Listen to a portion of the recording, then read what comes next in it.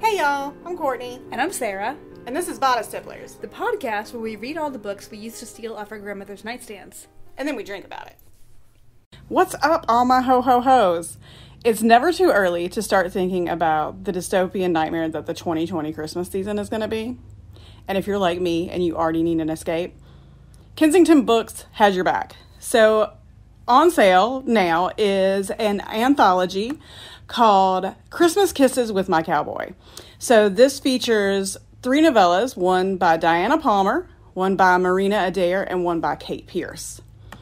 So it combines a lot of y'all's favorite things. We got ranchers and mistletoe. So our first one is Mistletoe Cowboy, Diana Palmer. Horse whisperer Parker doesn't drink, smoke, or gamble, and he doesn't have much to do with women either, until he meets winsome widow Katie and her sweet child. Could Christmas kisses under the mistletoe bring the handsome wrangler the gift of his very own family? There's also Blame It on the Mistletoe by Marina Adair. To claim his slice of the family ranch, Texas Ranger Noah is forced back to Tucker's Crossing. All he expects to find is a tractor load of painful memories, until a holiday storm, a power outage, and perhaps the magic of Christmas deliver him to rescue an intriguing woman named Faith. But just who's rescuing whom? And then lastly, Mistletoe Detour by Kate Pierce. When Morgan Valley rancher Ted Baker gets out of his tow truck to pick up a snowbound driver, he doesn't expect to find his old school friend Veronica on the lam with her pet pig, much less true love, just in time for Christmas. All right, you guys have me with Mistletoe Detour. I mean, you got a pet pig, we got a girl named Veronica. I'm here for it. So you guys go pick up your copy today of Christmas Kisses with My Cowboy. Who doesn't love Diana Palmer, Marina Adair, or Kate Pierce? And who doesn't love a pet pig? Merry Christmas. On today's episode, we read The Persian Boy by Mary Renault. The trigger warnings for this book include forced castration, slavery, rape. It's all your ancient sins remembered. It also has like a bunch of like nose cuttings and stonings and war and that sort of business. However, like once you get past the premise, I think it won't be a problem for most people. The horse and the dog die. That is true. The horse and the dog die. But they were not young. Old ass horse, old ass dog, but they're both dead. But you knew that already if you know the story of Alexander the Great, which is what this whole book is about. So before we move forward, we do have a Patreon shout out. Our Patreon shout out is from Ashley A. Ashley, thank you for being a listener and a patron on Patreon. We know that your plague dollars have to go further than non-plague dollars, so we appreciate you guys who are still with us on Patreon. And if you want to give us your plague dollars, just go to bodicetipplers.patreon.com. Mm-hmm. Or patreon.com/bodicetipplers. Patreon.com/bodicetipplers. We are together in a place for the first time since March, and we don't know how to act. Yes, there's a lot of energy happening in this room, so we're going to see how this goes. It's going to be a wild episode, I think. But yes, we have a special guest, but before we introduce our special guest, what we are drinking, I have a Katsafali Syrah. It's a Greek Syrah. I got it from Morganelli's. While I was at Morganelli's, I saw one guy buy like $150 worth of wine and put it in his Lexus. And as he was coming out, I saw the one guy shuffling in, who had the mask, hiding, just below the nose. So again, it's kind of like when Alexander goes places, crossroads of civilization. Yes. So, Morganelli's. I was once behind a dude at Morganelli's, and this was right before New Year's, and he bought several $1,000s of, this was on the booze side of Morganelli's, and he did not invite me to the party. It was a cart, and it was not that full. It was that everything in the cart was that expensive. Ugh. Yeah, was not invited to that party. And I gave a hopeful look, too. I was like, but no, it did nothing. I went to Morganelli's looking for Retsina because I wanted to do an ancient Greek thing, because Retsina is supposed to be kind of like the wines that they drank in ancient Greece, because the amphora were sealed with pine resin, and Retsina has a little bit of that in it. And they told me that, of course, they could order it for me if I could do it for next week. And I was like, do I look like a person who's planned ahead more than about 4 hours? Not today. You Not do today. You do But not have they that were so much nice, and I was so glad to see them because I had not been in for a month. So it's good to see you guys Yes. as Mark and Elliot again. I did get this. We were arguing about how to pronounce it. Retinitis. Retinitis sounds like something that you contract. Yes. Well, it's from Gaia Wines, and it's kind of a nicer retina. It's not like that kind of turpentine stuff. I quite like it. Yes. So, yeah, again, Morgan Ellie's if you go, they've got all the protections and shields up. And you stuff. can't tell who's there to rob it and who's there to buy shit. Yeah. It's good. Perfect.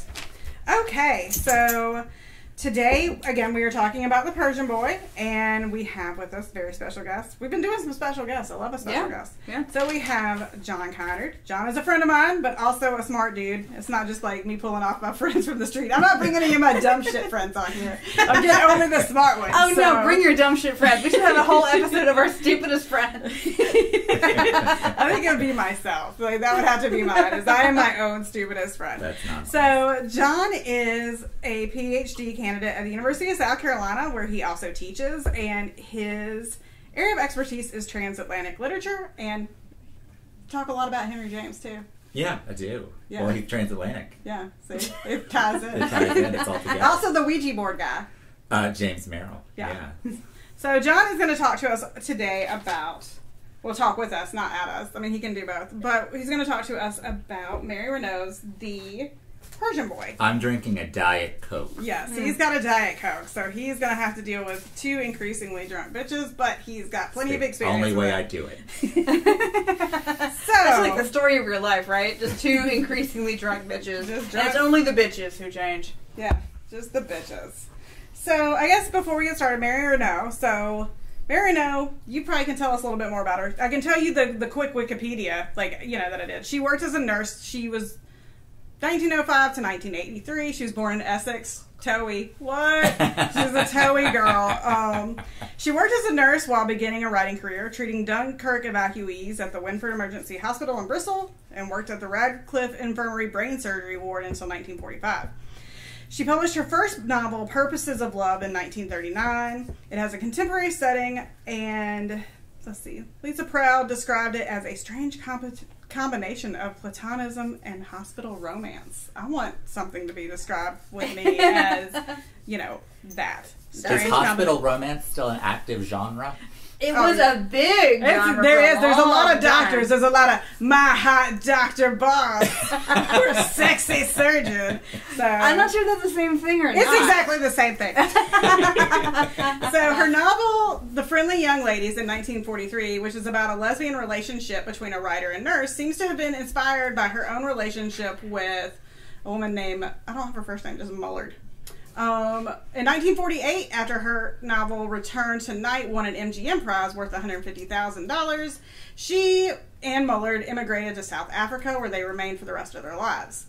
According to Proud, they found a community of gay expatriates who had escaped the repressive attitudes towards homosexuality in Britain for the comparatively liberal atmosphere of Durban. So, Really? What was that like? I bet that is very complicated and that people have written a great many dissertations about that. So, Mary and Julia Mullard, found themselves able to set up a home together in the new land without causing the outrage they had sometimes provoked at home. So, this book is, The Persian Boy, and you hear my dogs are very excited I to think have your people dog was here. lonely too because Yes, they're- this dog has never been this excited to see They're me. very excited about people. So this is the Persian Boy is the second in a trilogy. The first book is Fire from Heaven, which was published in 1969. The Persian Boy, which we'll be talking about today, is from 1972. And then Funeral Games is 1983. So let's see. That's what... Well, I don't know. I actually don't know much more than you said about Renault's biography. But when I was reading through some of the stuff about her, the thing that fascinated me was the moving to South Africa because it was more liberal. This is a better place to be. It made me so nervous as soon as I saw she moved to South Africa in the middle of the 20th century because I was like, oh no, what's coming? Yeah. But it was relief. Like, do we have to cancel this episode before Yeah. we even do this It was episode? a relief to see that she was involved in anti-apartheid action. But I mean that's strange. I mean that's a strange political scenario where you're moving from the UK to South Africa because it's more liberal. I don't know enough about South African sexual politics. Things are complicated, I guess. Like, things are always real fucking complicated. Things are complicated. Question answered. We did it, everyone. Yes, we solved it. The answer is always, what I've learned in academia is that the answer is always, no, it's more complicated than that. So, this book, we chose this book because this is a pretty important piece of work in kind of the history of queer literature. You're avoiding saying seminal. No, what was it? So, I'm just saying. Seminal. Like, Okay. You won't let me to a joke. You well, okay. I don't understand the... Okay, whatever. Okay, never mind. Okay. It's like we haven't been a while. It's like we haven't been apart. Right where we left off. So, you want to talk to us a little bit about where I don't know if it is seminal, to use Sarah's word, either in its description of sexual acts or in its place in the kind of canon of queer literature. It was certainly important, in its kind of but in that it became a kind of bestseller in the, amongst the gay community, as several of her books were. I mean, they became a kind of important, in terms of mass market literary fiction. I mean, that's a kind of transitional moment. I feel a lot of straight people read these. These were very popular. Right. It's not specialty literature. Right. Right. And I mean, of course, there is also the thing that many straight people feel much more comfortable reading about ancient queers. Because then it's the ancient Greeks, they were, but it's not necessarily, it doesn't feel relevant to people, and therefore it feels safer maybe in this time period. Yeah. Because these were very popular books among, it was popular literary fiction. Yeah, the Greek vice. Yes, the people were able to write off in some sense. But yeah, I mean, it is important. But if you're talking about seminal, I can't believe you brought up that word, and I'm going to say it 100 times. But in terms of post-war American literature, at least in terms of queer fiction, you've got Gort. I'm so sorry about y'all. The dogs have missed doing this too, and are like, "We're gonna be on. You're gonna hear my heavy panting," as John says. People love dogs. I don't know. They have never done this. We have done 30-something episodes, and they have never. The dog sensed that I was about to talk about Vidal, and they got really excited. It's Vidal time. It's finally Vidal time. It's real Vidal hours. They've been waiting for Vidal time. The post-war, City and the Pillar was a huge kind of landmark in post-war gay fiction, which is Gore Vidal's novel, where it is a romance between two men. James Baldwin, obviously Giovanni's Room, right? And later on, you have lesbian fiction, which, as we were talking about before we started recording, was always more commercially popular than the gay fiction. But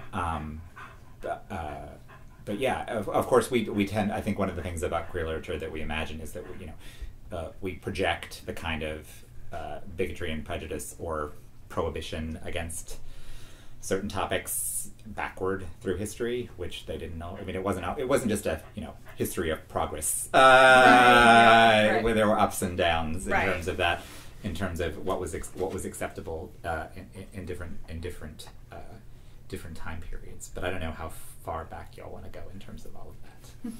Well, I think it's certainly really interesting that.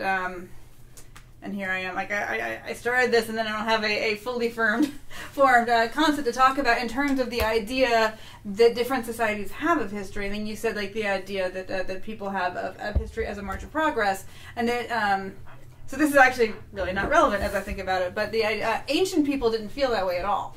Ancient people did not feel that there was a march of progress. In fact, ancient people felt that things as a fall from a golden age, and I kind of wonder what And of course, I was really interested in queer history when I was in college. It was simpler times for simpler times. That's what it was. No, it's something that still carries over. I mean, you know, I used to work at, you know, museums, and it was always like, oh, back in the day, simpler times. So, yeah, it was simpler times. No, it was human nature to always everything look is back. more complicated than that. Yeah. But just the idea, like, is there a concept of queerness in ancient history? And like, yeah, really not.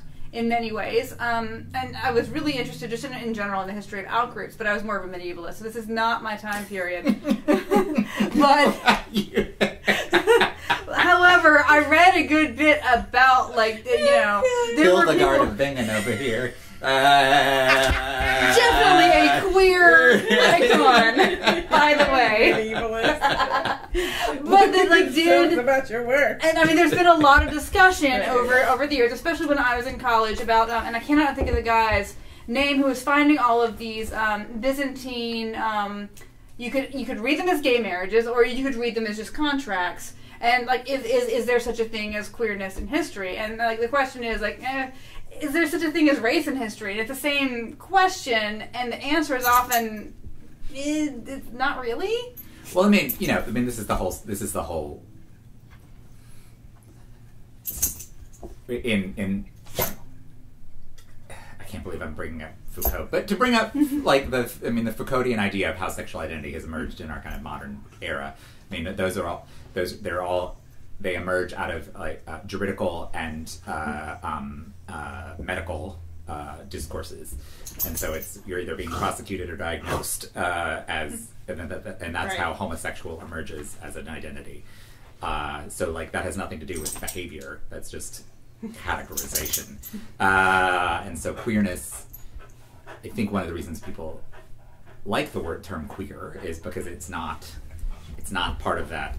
Yeah, it's not specific at all. Medico-juridical kind of process. So yeah, as to whether like there's a queerness in history, I just don't even know if that's a. Is the question like, is there a greenness in sky, or is there? It's a thing that doesn't. The question doesn't really make any sense with how, as far as we know, how ancient people thought about themselves and about other people. It's something that we are forcing onto, you know. I'm sure that there were people who solely had sex with people of the other gender, and there were people who only had sex with their own gender. Although, I mean, of course, that's all fuzzy too. But yeah, can any historical figure be called, even from any sources, even if we had perfect sources, which we don't, could any historical figure be called gay before a certain like point in time? I would say no. Yeah, I don't think. Yeah, it's so much more complicated. Gay is an identity is the 19th century or early 20th century. Certainly, like the ancient Greeks had an awful lot of sex with people of the same gender. However, like their idea of a taboo was completely different from our idea of a gender taboo. It had a lot to do with age, like in the sources that I'm aware of. The funny thing is that, like, what I meant to talk about when I started talking. That's your other podcast. What I meant to talk about when I started talking was that I was actually suggested Mary Renault, and I read The Last of the Wine in college because I had a wonderful. She was actually an adjunct, and she didn't stay in it for very long. Genevieve Edwards, if you ever hear this, you were amazing. But I had her for medieval history, and that's kind of what cemented my idea that I wanted to be a medieval historian, and I'm so glad I got out before I got into a doctoral program, because I would be starving to death now. But that she suggested Mary Renault because she didn't even actually, the funny thing is she did not mention the queerness of Mary Renault. She talked about it as like a really well researched, like the kind of historical fiction that gives you an idea about what it might have been like to really live at the time. She's very good at world building. Yeah, she's like, great. I mean, you compared her to Georgette Heyer when we were reading her, except like not an anti-Semite. Right. Yeah, she's not anti-Semite, but yeah, she's very good at world building and very good. She's got the right details. And like as we get into the plot, I think what she does very well in this book, and it's something John and I talked about, she's very good at like showing you, as Alexander is moving, as Alexander is campaigning, showing you how these worlds, or how all these countries and regions are vastly different from one another. Right. And how he has to kind of like, you know, kind of interweave with that, and you know how he becomes sort of more cosmopolitan and more worldly, and like you know his Macedonian soldiers are like, what the fuck, you know. Like, so I guess that's a good, like, we can move into the plot with it, because otherwise well, we'll it just really be, makes like, you wonder, like, what she makes you do is mourn Alexander the Great, a man you have known is dead for, we are in our 40s, so for at least 30 years we've known this guy is dead, because it makes you think. I remember the day I learned. It was the Challenger explosion. And Alexander the Great my mom was sat me down. Alexander the Great I've got was some dead. bad news. Alexander's Well, gone. the funny thing is, they tell you that Alexander the Great died, and he was so young, he was in his 30s, and you're like 8, and you're like, yeah, he was old as shit. Yeah. Right? And we'll talk about the end, because I think, this So is what would have happened? Yeah. But how would the world be different if we were... But I think also just the way that she builds, and I guess it's like it's moving into the plot, and like, you know, I'm already jumping to the end. Like the way that she builds things up, and then the way that she writes things so large, and then at the end comes to like so small is really well done. Yes. Yeah. So our plot. Okay, our plot. There's a lot of plot in this, and I think what we're going to do, instead of like getting mired down in every single thing, we're just going to kind of like do a pretty quick plot overview, because You can look up where Alexander the Great Yeah. went to war. I mean, you can do that if you want. So this book, Yes. while it's about Alexander the Great, is really told through the story of Bagoas, who is the son of a Persian lord whose father is he's the son of a Persian lord. His father's betrayed. His father and family are brutally murdered. His father has his ears and his nose cut off before he's, I think, what did they hang? Then they cut his head off. Yeah. Because like his head was on the pommel of the... Yeah, and His mother leaps from a turret of their Right. home. Like, and not realizing he was there, so like the last thing he saw of his mother was like a it does the garbage bag bounce, full of like the vegetable tremors soup. when they go off the end. The Martin Sheen exploding Yeah, in The Departed. It's bad. Yeah, Martin Sheen exploding. And it's actually related very viscerally. It's really, really well done, but it is horrific. So yeah, and again, word of warning, when we talk about this, Bagoas at the time is 10. Now, for me, I never found it particularly upsetting, because Bagoas sounds like a grown-ass man from the jump. Yes. Well, he's relating this Yeah, he's also relating as an this like older from memory, so it doesn't really get into. I don't ever feel like it's manipulative or trying to. It's just factual. So he's sold into slavery. He is forcefully castrated and becomes a eunuch. And he's sold into slavery. His first home is just like a regular Persian, like a fancy Persian house where he worked. You know, he's like the pretty young boy of a woman who just sends him on chores. a merchant. Yeah, they get hard up for money, and so they start pimping him out. Yeah. Which is that part I think is a little upsetting for a lot of people, because it is. Well, because it's upsetting. Yeah, it should be upsetting. It is. He doesn't like it. And we should say that this is a real person. That there is, in all of the sources, all the direct sources for Alexander are gone. Yeah. We were talking about there's actually more contemporary sources for Jesus than there are for Alexander. That does not mean that it is in doubt that there was an Alexander the Great, but that there are more than one. I think there's at least 2 mentions for sure of this guy who clearly traveled with Alexander for some time. Right. So he's a real person. Although More importantly, he's in the Oliver Stone film. I still haven't seen that because I was so angry about the concept. The first person you choose to tell the story of queer ancient warriors, Oliver Stone. Oliver Stone. Oliver Stone. Let somebody who would you pick? Who would be the best? That's a good question. Yeah, right. I think. This is going to make me sound. I know who I want to say to make myself sound sophisticated. Do it. But I know who I really would like to do it. I'd really like Baz Luhrmann to do it. Oh my god! Because that would be ridiculous. Yes, it'd be so amazing. But it would Can be you great. imagine the belly dancing Oh my scenes? God. But it would be true to life though, because Alexander is such a ridiculous concept of a human. Yeah. Yeah. I mean, it's he's. Here's your smart answer. Here's Yeah. your I sound smart at a dinner party answer. I don't know, like Todd Haynes or something like. I thought I asked that question and I thought, I don't want to see. I mean, I would see the movie, but I want to read Clive Barker's Alexander the Great. Oh God! Wouldn't that be crazy and weird and probably uncomfortable? I don't know. It's like a lot of like. I want to know what he. There's so much oozing. Yeah, There's a lot of. so I much just watched oozing. Nightbreed a couple.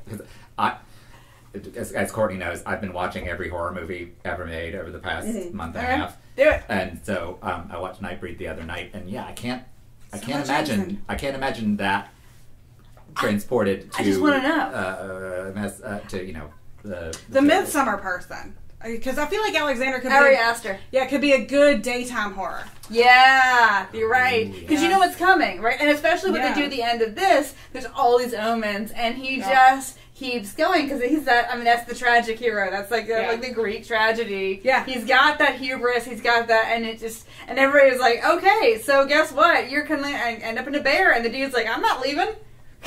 Well, yeah, it's funny. No, not to go on this tangent, but like there aren't, those kind of ancient epics used to be such a huge part of what Hollywood put out. Yeah. And they are also bound up with kind of queerness because one of the only if you were you wanted like the sword and sandals epics because that was like when you'd have the oiled up muscle men. Yeah, Ben-Hur is legit gay. Ben-Hur is gay as shit. So, but we don't get a lot of movies that are in that mode anymore. No, we sure don't. I mean, kind of the last really big one was maybe the Oliver Stone. No, well, Gladiator, I guess. Yeah, I was going to say Gladiator. There was Troy. How are you forgetting? Oh, Spartacus. Yeah, Spartacus, Clash of the Titans 2, more Titans, more clashing. But Clash of the Titans is I love as much as I love all versions. Harry Hamlin and Sam whatever Worthington. Yeah. And he was gonna be such a thing. As much as I know what it's possibly the least queer movie. Yeah. It's not it's a very brosive version of it. Ease Your Storm. There's also John Carter of Mars, which is again essentially sword and sandal, but sword and planet. But they haven't made one in a minute, and those were always The Robe. I don't know. Anyway, that's okay, not relevant. but they don't make those anymore. And yes, there was always a deep friendship between two Greeks or two Romans or two. I mean, there was always some kind of content in there that you could, you know, appreciate. Okay, so no, I know. Courtney's got a schedule, and I'm not allowed to derail it. We just can't have this be 4 hours long, Sarah. I mean, we can, but our public is demanding. Oh, yes, our public. So Bagoas is essentially, sold off into like child prostitution by his current owner. He's sold off. He finally gets someone. He's the hottest. He's the best. He is. This is a very pretty young man. Bag o' ass. And he finally gets noticed by someone who is like an envoy to the king, and he's like, this one will do. And he gets sent to essentially like how to be good sex training. And he is trained in this house with this other man. Like, I can't remember it doesn't matter. The trainer? Yeah, the trainer. There's like 3 names that you need to know in this, and that is not one of them. But it's this great like series of scenes because it's this like the weeds have overgrown. It's like an old palace or something. Yeah, and you're like, what is going on here? Yeah, right? And so like he's brought to this like. But also the guy. I mean, as horrific as the idea of this whole thing is of being the training this adolescent boy to be a sex slave. I mean, obviously horrific. But also, like... It was hot. No, I wasn't going to say that necessarily, but like, it was... After... It was, the character who does this training is the first person who's even slightly kind, and once again, obviously it's horrific. But he is gentle and kind. There's a lot of tenderness in these scenes. To a boy who has been traumatized, pretty relentlessly since... his family was murdered. Yeah, so it is like the first, it's the first instance in, probably, I think he's 12 at this point, 12 or 13. It's the first instance in a couple of years that someone has treated him actually like a human being, even though he's still an enslaved human being. He's still, like, someone who is treating him like a person. And so Bagoas really kind of attaches himself to him, and he finds out that he is being trained to be in service for the Persian king, Darius, or however Sarah's got another way of saying it. No, it's not me. I'm just not sure if it's, So, like, Dan Carlin, I'm not the best source, but an entertaining source for history. It says Darius, and I'm never sure. I don't care if that's right. That sounds terrible. I know it does. I'm not saying Darius. Darius. So Darius is a dude you could bang. Darius is like your mama named Darius. So Yeah. After like several months or probably a year, he's like been, he is now ready to go. He gets shipped off to the Persian castle where he becomes the personal boy servant of Darius, the king. And maybe this is the right time to interject this, or maybe it's not. But I do think it's one of the things I like about the way Renault writes this is that obviously we can't inhabit the kind of mind of an ancient people, but she doesn't. It never feels like she's inserting a modern voice into the novel, and that even that includes even the horrifying things that like would be intensely disturbing to a modern audience. She doesn't bring any kind of within the voice of the novel, within Bogoas' voice. She doesn't assume you're a moral idiot who needs to be told this is bad. But it's very matter of fact. Yeah, and that's what I think is so successful about the novel is that it is trying, and I think with great success, to attempt to get into an ancient headspace. Yeah, that's what I love about it. Yeah. And I mean, an ancient headspace that is good and bad, because this is also an ancient headspace that is like all about blood feud. Yeah. And this is an ancient headspace that is like, he is not going to ever admit that what is Persian is not best in life. Yeah. And this is a guy who is, he seems like a real person, but he also seems like a genuine historic person. Right. And that is not easy to bring off, and I think that's the real success of this book. I do too. So we have probably like the first. This is about a 1,000-page book. The first the first couple hundred pages is him like going through what he goes through, and then like being in service of Darius, and the sex, like we have depictions of sex, but they're never graphic. It's never anything overt. You know that it happens. You know enough to know what happens. You know that like. Bogoas does not derive any pleasure from, being with Darius, but he doesn't derive any pain from it either. Like, it's just a thing that he does, like, when, I assume, it's very oblique, the way that she always talks about this, when he would have, I guess, had an orgasm as an intact male, it is very painful for him sometimes. With Darius, with everybody but Alexander. But then somebody who's great! But, I mean, it is like, so he, and I mean, everybody says, like, oh, you're the best cut eunuch I've ever seen.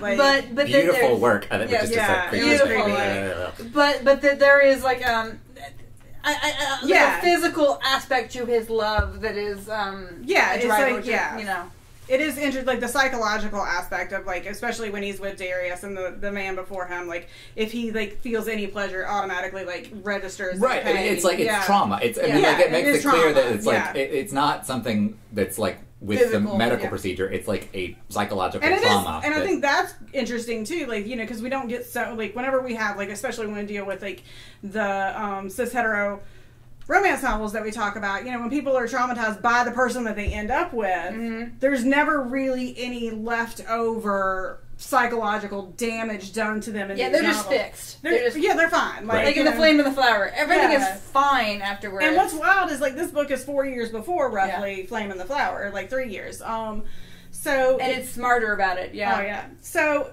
he's with Darius. Things are going well. You find out about all the things that and Bogoas essentially is a teenage boy, so he's talking about the things that he likes, about the clothes that he gets, about the horse that he has, all this kind of stuff. And just in kind of awe of this, they're going to all these different places. Like one of my favorite descriptions in the book is when they arrive at Babylon, and he's just so overawed by the walls of Babylon and just this kind of... Which he should be. Yeah. Okay, so there's... I think it's Babylon. I should have looked this up because I did not expect to be talking about this. So Xenophon goes to, and this is long before, but after Babylon had been long ago gone and defeated, it's still there. It's giant, and this is before Bogoas and all. But the people on the slopes of who lived around this place were like, I don't know who fucking lived here. Yeah. There's archaeological digs, and it's either Babylon or Nineveh. I'm hoping I'm not making an asshole of myself. They I probably am.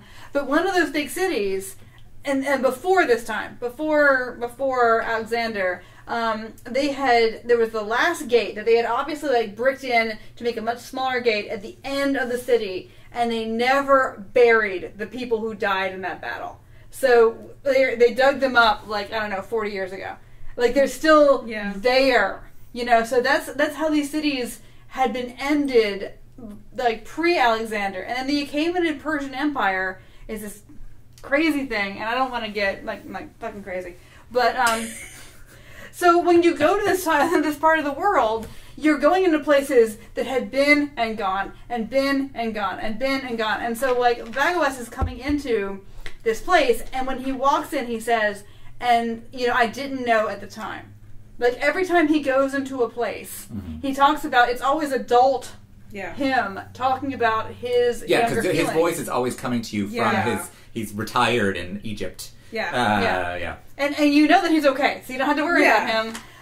But Egypt being the Coral Gables, Florida of the time. Exactly. Good climate. It's good for your allergies. But it's him, like, he's always looking back on a time of his life. Aristotle, get off my line. Aristotle is peeing in my... Sorry, I'm just thinking about the 5 Points Association people. Aristotle's pissed on the grass again. No, so, okay. So, Sorry. No, it's fine. And I'm not trying to be, like, I'm also, like, I always feel like I'm our conductor. I don't want to be a cop, I want to be a conductor. I'm, like, pushing us forward. Yes. So, and just go like that to me. So he's, you know, he's going to all these places. He's seeing, like, again, all this opulence and just, you know, all these different, and again, like, we're getting within Persia these different cultures kind of in different places and different ideas coming together. And, like, all the while they're getting rumblings of this Alexander. You know, this Alexander is coming closer. He's coming closer. He's already... It's not a daily thing for them. Like, the war is out there, but obviously it's just like in our current day. Yeah. Like, we're not fighting the war, so the war is very abstract to them. And, you know, eventually Darius's mother and I think it's his wife. Yes. Yeah, his wife are captured by Alexander, and at first Darius is, you know, just very, very obviously worried, but you find out these bitches are living it up because it's like way better than they ever had it before. Yeah. Oh, no, we're fine. Thank you. Please don't ransom us. We're totally cool. And so, you know, you kind of go through. But see, you already know that Alexander is a decent guy because he has not raped these women. No, and he's murdered them and put their heads even on offered to marry. I think talked about marrying one of Darius's daughters. Well, he sees himself, and this is clear this time, as an inheritor of Cyrus the Great, who is one of those dudes, one of those great conquerors who comes in and he marries your daughter. And he puts up a statue in your temple that's kind of like him, and he moves on. Yeah. I actually like to pronounce it Kairos. Oh, we discussed this. Yeah, it's a whole thing. Your erudition, sir, is... You just got McBrided. I did. So she does Kairos like K-Y-R-U-S. Call him Cyrus. I don't even know anymore. And we were talking about, she's clearly the lady who says Kikaro. Yeah. You know, but it's a... Anyway, so... I'm sorry. It's okay. So what essentially happens is Alexander starts coming for Darius. So Darius is going... now we're revisiting places, the same places that we saw in, like, opulence and luxury, but now we're going to these places because they are footholds, they're, strategic, and then we're, it's seen in a much different light because we're actually running from battle, or we're having battles. We're running from battle because who leaves his wife and mother behind? Well, I mean, you can tell from the beginning that Darius is not kicking. He gets the short end of the stick in this novel. I don't know anything about the actual historical Darius, but Darius in this book is... nobody could go up against Alexander the Great. Yeah. Like, the only thing that beat Alexander the Great was either malaria or poison. Like, pick your, which one. Yeah. Nobody could beat this dude. So it's a little unfair to expect this guy... However, this guy did leave his mama and his girlfriend. His mama didn't want him. Yeah. His mama was... Well, when she refuses help, when they come to rescue her. Yeah, I'm good. Yeah, so, I have picked a new son. Alright, so they essentially what happens, because again, we still have like 700 pages left. Darius is defeated, he is killed by his own men. Bagoas is like, what the fuck am I gonna do? I can't remember, there's another guy, we don't even know his... They wander through the wilderness. Yeah, there's a wilderness wander, like a horse dies, horse number 1 dies. That doesn't matter because what matters is Bagoas hooks up with this guy that's like, I'm going to introduce you. He's one of the conspirators against Darius. He betrayed Darius. Yes. Which is why Bagoas is suspicious of him. Right, obviously. But also he sees... I mean, Bagoas is very savvy. Like Bagoas frequently laments once he gets involved with Alexander, like that he's not formally educated. Right. In the same way that he's very jealous of Alexander and Hephaestion's relationship because they have a kind of shared body of knowledge.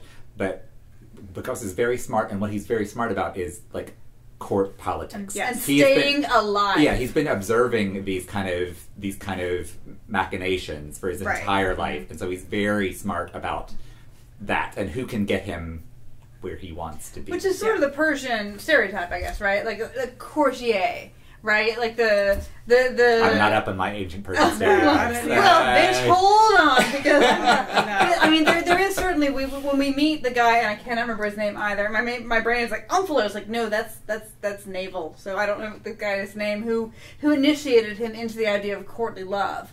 But he had a scar on his eyebrow, and he was like, "Oh yeah, I was Darius's favorite, and then I was no longer perfect, and that was it for me." Right. So, I mean, he learns immediately, like, you must be perfect. And if you are not perfect, you'll be thrown to the slavers like you were. I mean, like, you had two choices. Your choice is to either be the favorite or your choice is to be, like, a hound dog snarling for scraps. Right. And so his decision, of course, is to, as anybody's would be, I'm going to be the favorite.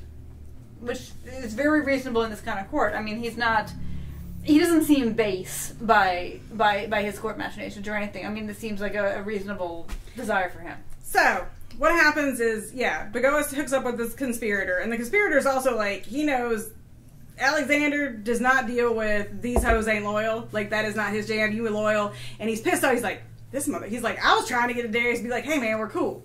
And, Darius is like, no, so. Because the thing about Alexander... Hold on. No. Okay. Hold on. So what happens is, he's like, well, shit. I got Alexander pissed off at me. Hey, you, hot one, come on. You're really fucking hot, and you're what Alexander doesn't know that he wants. And he's like, well, all right. We all know he doesn't do the and ladies. So Bagoas sees Alexander, and then Bagoas basically says to himself, I'm gonna fuck that guy or I'm gonna die trying. And so we get like panty dropping. We get Bagoas 2.0, who is just like Bagoas before had kind of been, I mean, and like we said, he's very good at like dealing with court and like, operating within it. Bagoas seeing Alexander becomes a much more active participant in his own fucking destiny. Dick-seeking missile. And so, so they meet up, and, the conspirator's like, yeah, I stabbed Darius, but look at this! Look what I knows is it, like, Alexander does not want a slave, and Alexander does not want a woman. Alexander wants something that's going to intrigue him. But but also something that's very different from what he already has in his relationship with Hephaestion. Right. Who is his childhood best friend and becomes Bagoas' chief spite rival. And we'll get into that later. But you kind of get the idea because again, in book 1, I think it touches on this, that Hephaestion and Alexander have a sexual relationship. Yes. And the sexual relationship that they have is very different than the sexual relationship that begins with Bagoas and Alexander. Or anybody else. I mean, there are many sexual relationships in this book. Hephaestion is obviously his OGP, his one true pairing. Right. But, there's lots of fish in the sea, and many of them will throw themselves upon your shore. Right. Yeah. I mean, I like, one of the consistent obsessions in Renault's writing seems to be different variations of the kind of same-sex relationship based on the kind of model, you mentioned, Courtney, the kind of platonic, the charioteer, I guess, is the one that, the platonic model, and the relationship that between a kind of older man and a younger man is listed in those kind of platonic models versus a relationship between people who are peers. And that's the kind of, I mean, that's the difference between. I don't even know if. I don't know. I'm babbling now. No, but I do think, and I think like in like the in historical texts, like, you know, when they talk about Hephaestion, is that Hephaestion belongs between Alexander's thighs. So, you know, we obviously know that they have some kind of relationship, but I think it's very much where they probably had, like, again, more of an equal partnership because, again, they grew up together, they did battle together. Well, Bagoas is shocked when he sees Hephaestion tousle Alexander's hair. Yeah, like he's because that kind of casual intimacy. Is shocking to him, and even as their relationship develops, that never comes into it. They never develop that kind of like casual intimacy, which is interesting, right? That it's always very, very stratified is their relationship with one another. The most casual thing that we ever, like the most, I guess, like demonstrative thing that we ever get from them is after like Bagoas' second belly dance. You know, when the crowd like scream, like, but that's real. That's I know it's real, but what I'm saying is like that's like a demonstrative moment. That's where so interesting that is the real thing. Where Alexander kisses him. Yes. Handstands, a big part of the ancient world, apparently. Well, okay, so what's interesting to me about that is, okay, so obviously when there was a whole thing about Greek youths having relationships, but my understanding, and I mean it may be outdated because I went to college some time ago, and a lot of work has been done in queer history since then. And you were a medievalist. Yeah, that's true. That's true. Although I did have some very good classics teachers. But that certainly the issue with it was not gay versus straight, it was top versus bottom in many ways. That, like, if you were a Roman, certainly. Well, that was the whole thing, like, with Caesar. There was a whole, like, a whole, like, rag-on song about Caesar. Because he was, like, supposedly a bottom with, you know. See, you were fine as long as you were, it was about position. It was about receiving versus giving, not about who you chose to have a relationship honestly, with. I don't know how much of that kind of lore is colored by our modern kind of, because, you know, obviously scholars are reading these ancient texts and they're applying their own kind of you know, the perceptions of what's the male role, what's the female role, what's the powerful role, what's whatever. In any case, I do think we can assume with some some authority that Bagoas is the the power bottom character in the book. Yes. But it's certainly the example, the exemplar example given, especially through the last third of the book for Alexander and Hephaestion, is Achilles and Patroclus, who are contemporaries as far as I know. You know, you mean contemporaries with each other? With each other. Well, yeah, they were lovers. Right, but there was not one that was older, one that was younger. Oh, yeah. I don't know. I've never gotten the impression that one of them was older, one of them younger, in the way that I have heard that Athenian, you know. I think again, it's like that whole, like, it's that with both... Sacred Band of Thieves business. Like it's that brotherhood in arms, like... I just have so much masculinity. It overflows. Sometimes I just gotta rail you because I'm so masculine. Because my understanding about how, like, Athenian homosexual sex was, in my understanding of the everyday sources, is that it was younger men and older men, and they were essentially... Well, the pederastic relationship is the one that Socrates... that Plato talks about exactly. at length. I mean, as a kind of... I mean, it's icky. It's not just icky. It's gross. But it's as a model. I mean, that's what they're talking about. And when you see, like, the art, there's certainly, like, a young man and then an older man, and the older man has, like, the pubic hair and the large penis, and it is, like, the undesirable, like. He's giving me the big face. That was a big face that I made. You were correct. No. I mean, yes. I mean, again, these are things that you hear. But like, it's difficult, that classical statuary has different standards for what does that desirability. mean? I don't know. What if does that's that true mean? Or not. I I don't know. Okay, moving forward, we need to get back to our Spike King Bagoas. Yes. Because Bagoas is my boyfriend, and we're not giving him enough dap. So Bagoas settles into... As it were. Bagoas settles into Alexander's camp, and at first he's kind of just like, well, what do I do? He knows what he wants to do, and he's like, I gotta develop a plan. He's like... But he is completely at sea, because these Macedonians are like, what? These fucking barbarians? Yes. They're naked all the goddamn time? Yeah. And not in a hot way? So eventually, he's kind of like serving as... trying to put Alexander to bed, like doing his personal, like being the personal assistant, so to speak. And he's just kind of like, hey, yeah, we're gonna do this. We're gonna make this happen. Because there would be a sign that Darius would make, and all the Persian kings would make, like, yeah, you stay. The rest of you 18 fucking people, like Louis the 14th, like the rest of you people, one needs to hold my robe, like y'all go, you stay, and he doesn't do that. And Bagoas is like, because he doesn't want to fuck it up. Because Bagoas knows what happens to you if you fuck it up. So you're very invested in all this stuff. I mean, like, this is all, like, she set this up really well. Yeah. Is what I'm trying to say. So, we go through, they eventually do begin a romantic relationship. And we go through, it's kind of Bagoas going with him on these various campaigns, also telling him about, like, yo, you gotta act Persian. This is how you act Persian. And, as they move forward, and again, we have 700 pages, so I am going through, because, again, we'll be here all night, but... The map is not helpful, by the way. If you want to look at that map is bullshit. This is not helpful.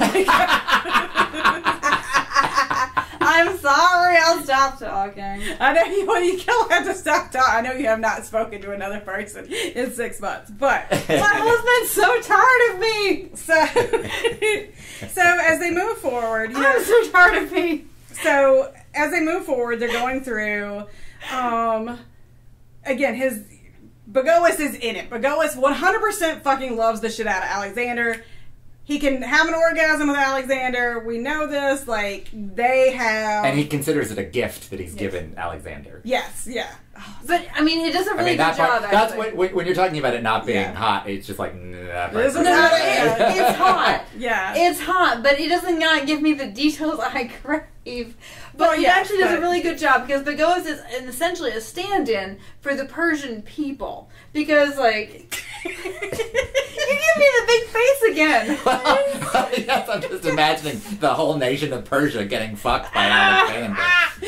But essentially, okay, so like there's Bagoas, and he sees Alexander, and he sees Alexander as Cyrus the Great. And that's what Alexander is obsessed with Cyrus the Great. And we're moving through all this Persian territory, and Bagoas sees Alexander close up as this flame, as this God on earth, and so does everybody else, but you only see it through Bagoas' eyes, because it wouldn't make sense if you saw it through everybody else's eyes.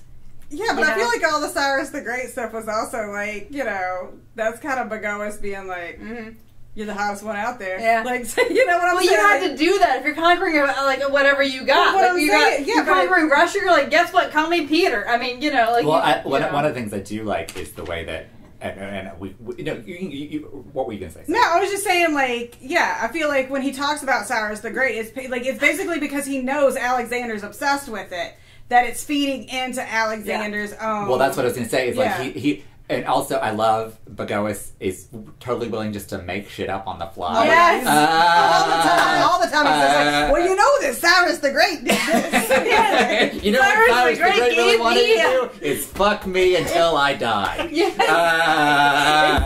That is really what's happening. And Alexander is a very credulous person.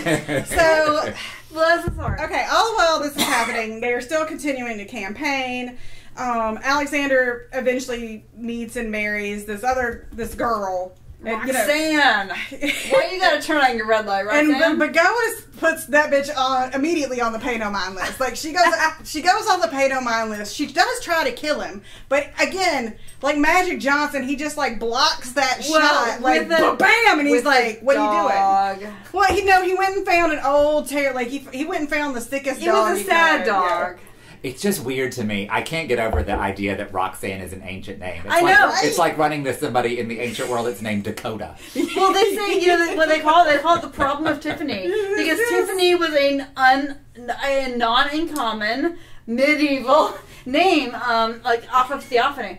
And because you could never name somebody Tiffany, like in 1067, because people would throw eggs at you because they would think that you were an asshole and stupid, but in fact you would be so smart.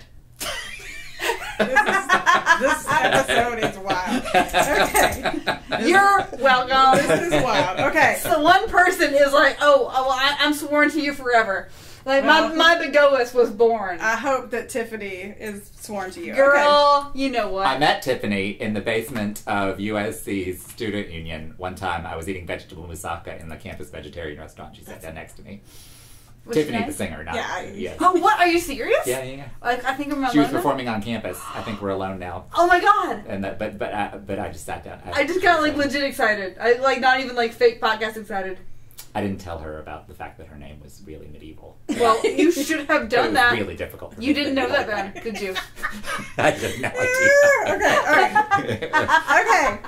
So, Alexander marries Tiffany. Alexander marries Roxanne. Poor Corny's just done. Because I got ADHD over here, like, just crazy today. I just got diagnosed this year.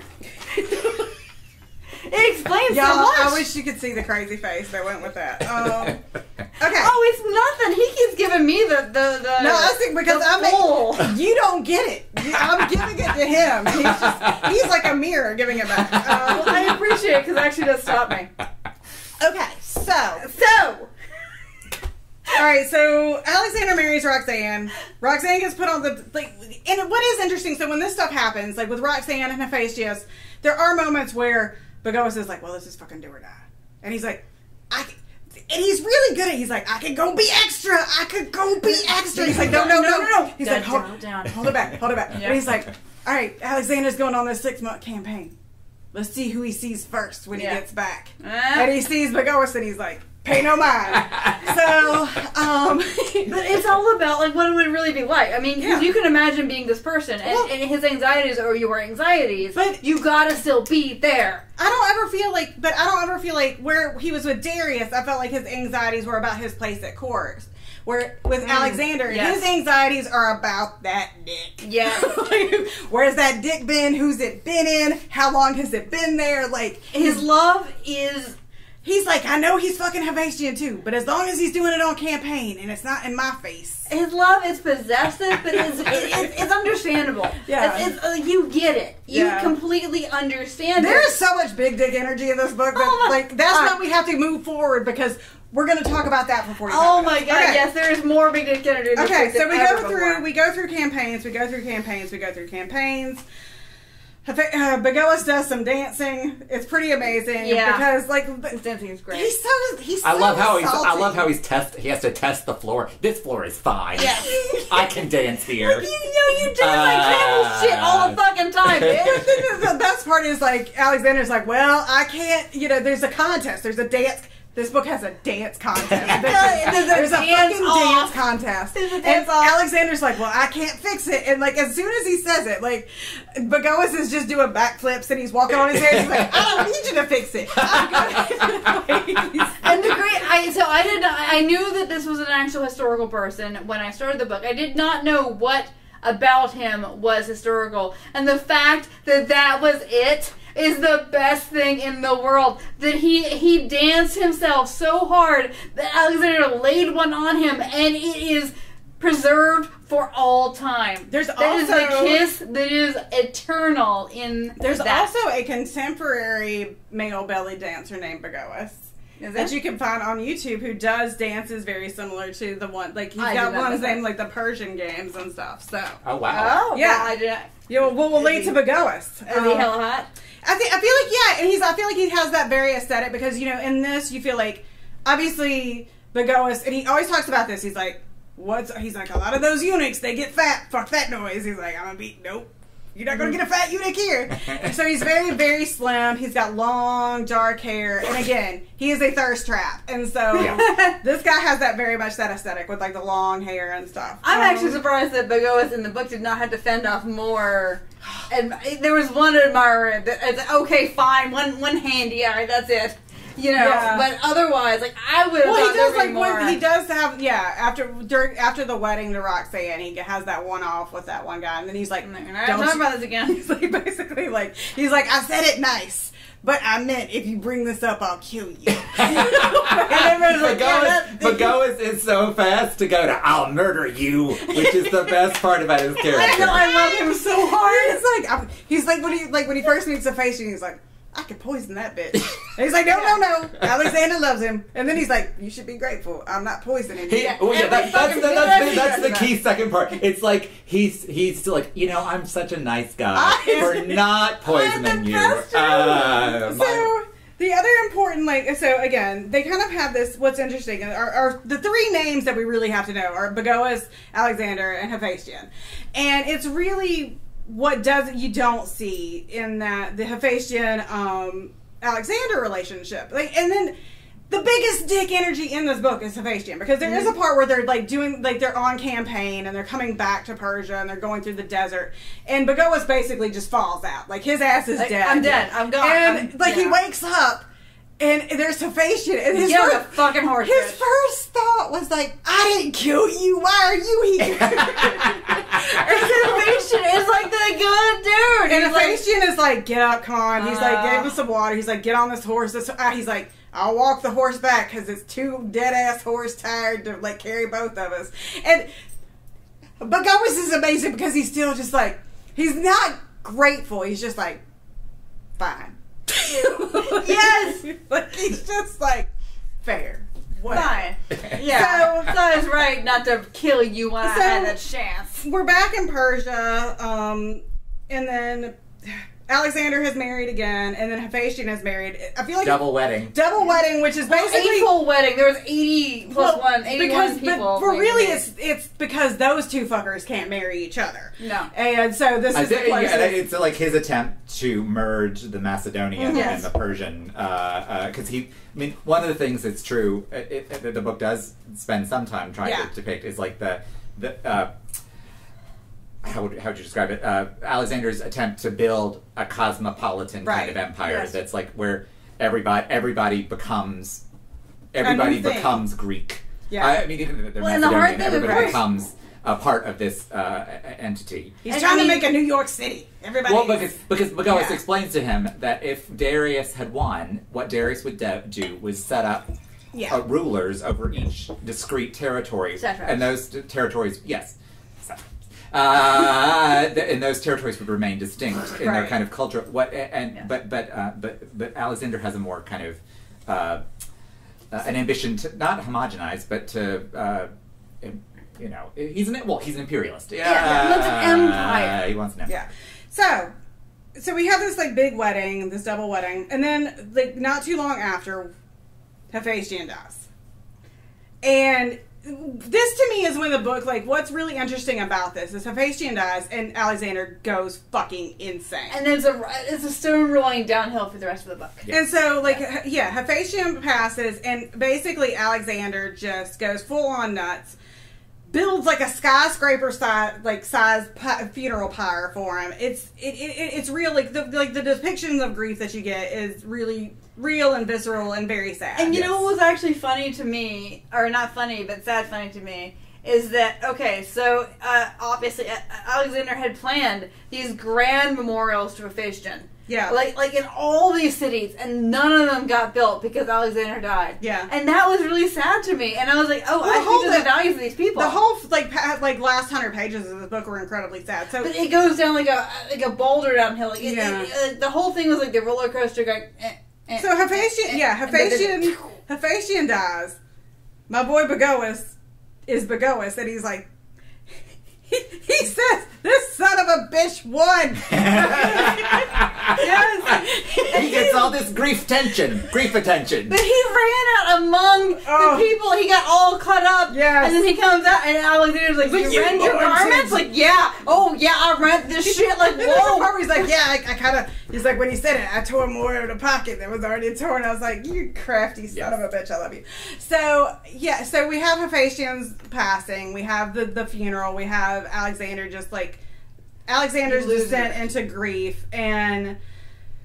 But I kind of get what Bagwes is doing, because he's like, I don't want to be seen when it happened, because then he'll think of me. Oh no, yeah, he's gonna look at me and be like, you're the one who lived. So like that bitch just took off, like just trucking down like the street. I loved it. Yeah, so I get that, right? I mean, but again, it's him being incredibly savvy about. Yeah, and then again, it's really relatable, but also, the long as that dick is erect. Because I'm gonna be on that dick. Because he's like, I don't know if he's gonna fuck me anymore, and so they kind of continue on. They have the funeral, and there's all these signs and omens, and everybody's like, hey, Alexander, maybe you shouldn't do this, and Alexander's like, maybe you should shut the fuck up. Don't go the fuck to Babylon. I mean, there's a essentially I guess Hindu / Buddhist. They got this Hindu soothsayer that they just picked up along the way. Well, because like this, I mean, historically, the moment you're in here is the invaded northern India, and then now we're returning back to Persia. Before I think the plan right when Alexander dies is when he was planning the invasion of Arabia, which never happened. Yes. And so then we get to where Alexander just gets sick, and the last 50 pages or so are like. It's Bagwes taking care of him, and you know it's gonna happen, of course. But it's like I think what's so interesting about it is like, and then Alexander dies, and it's Bagwes left in the room alone with him, like waiting for someone to come but he's so vulnerable. But I think what's so interesting about it, and what really works for this book is like for the first 800 pages of this book, it's this gigantic, epic.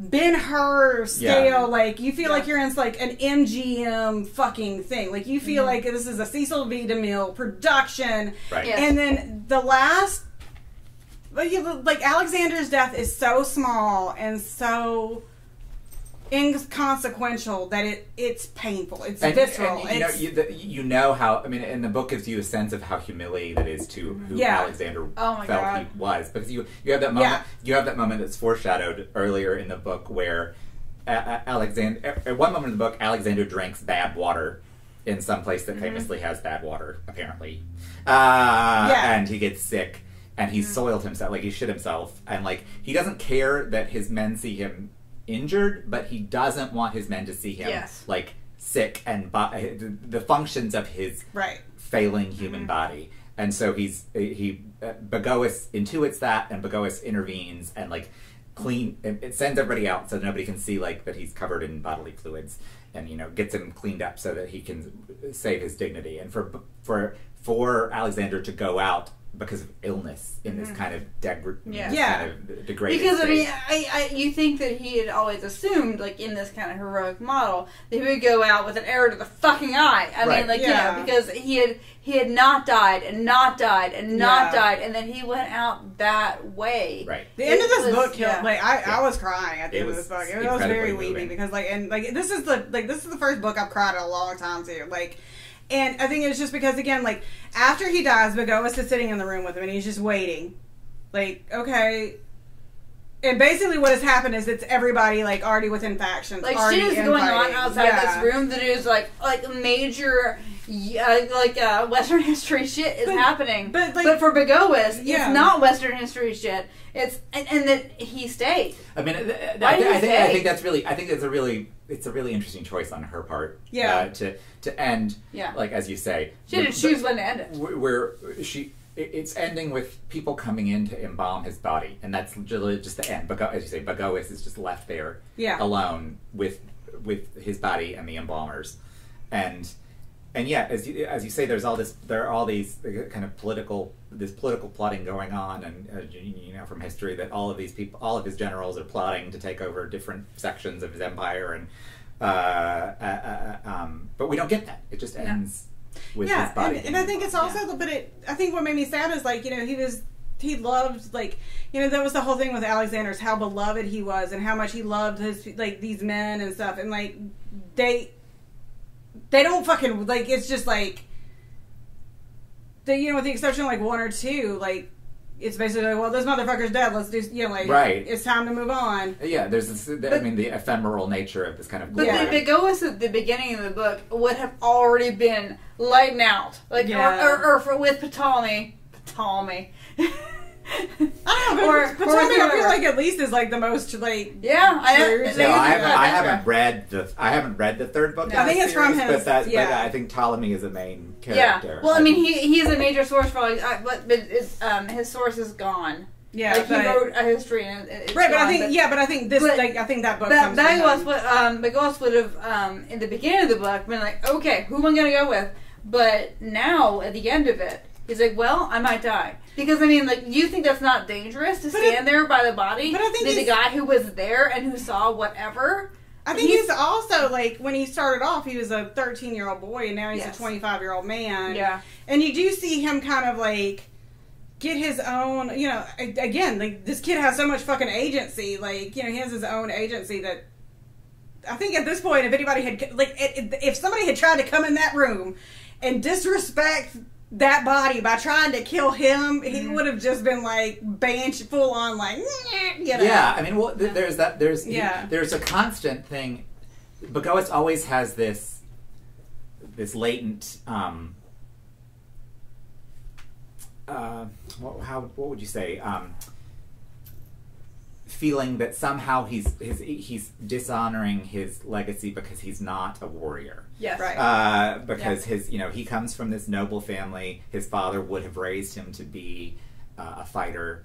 And there are moments in the novel where he tries to kind of seize that opportunity. Like he's told during that part, or earlier in the novel, there's the part where he's told, like, you know, if they catch you and you're a eunuch, they'll let you go.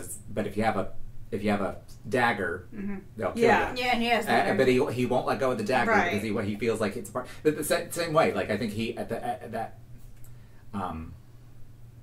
in a weird position there as the defender of this legacy, but he has no means of. But before Alexander dies, he makes a regiment of Persian boys, and that's kind of it's clear in the book that that's to honor Begogas. Oh yeah, the successors. Yeah, and so, like, they don't want to say it's like, oh well, the sons you would have had, because that would be cruel. Right. I think but Alexander is always very sensitive. Yeah. To Begoas, but I almost think that those entire, like, this, and there's a whole regiment that's meant to honor Begoas's testicles. Yeah. You know, I mean, really, I think get you a man that gets you an army of boys, and also one that, like, kills the guy that betrayed. Like, he does. Oh yes. That is the other thing. That is an important plot point. I can't believe we almost left out vengeance. Oh my god! There's so much. It comes out later in the book that through, like, Alexander manages to get his hands on the guy that betrayed Begoas' family. And this is the other place where Begoas shows up in actual history. Yeah. And, like, he's like, okay, you come in the room and you tell me if that's the guy. You'd be like, I didn't get, or if that's not the guy, I'd be like, there's no mail. And he's like, if it's him, be like, I got a letter. Yeah. And so he's like, I got a letter. So it's really relevant to current U.S. politics. And so, you know, after, like, he sentences the guy to death, and he's like, Begoas, you're in charge of the death. If you were going to tell me that it was my job to kill somebody to wreak vengeance upon somebody for you, and you were going to choose two phrases as your code words. Oh, okay. All right. Do it. What would they be? Okay. To vengeance would be it's cookie time.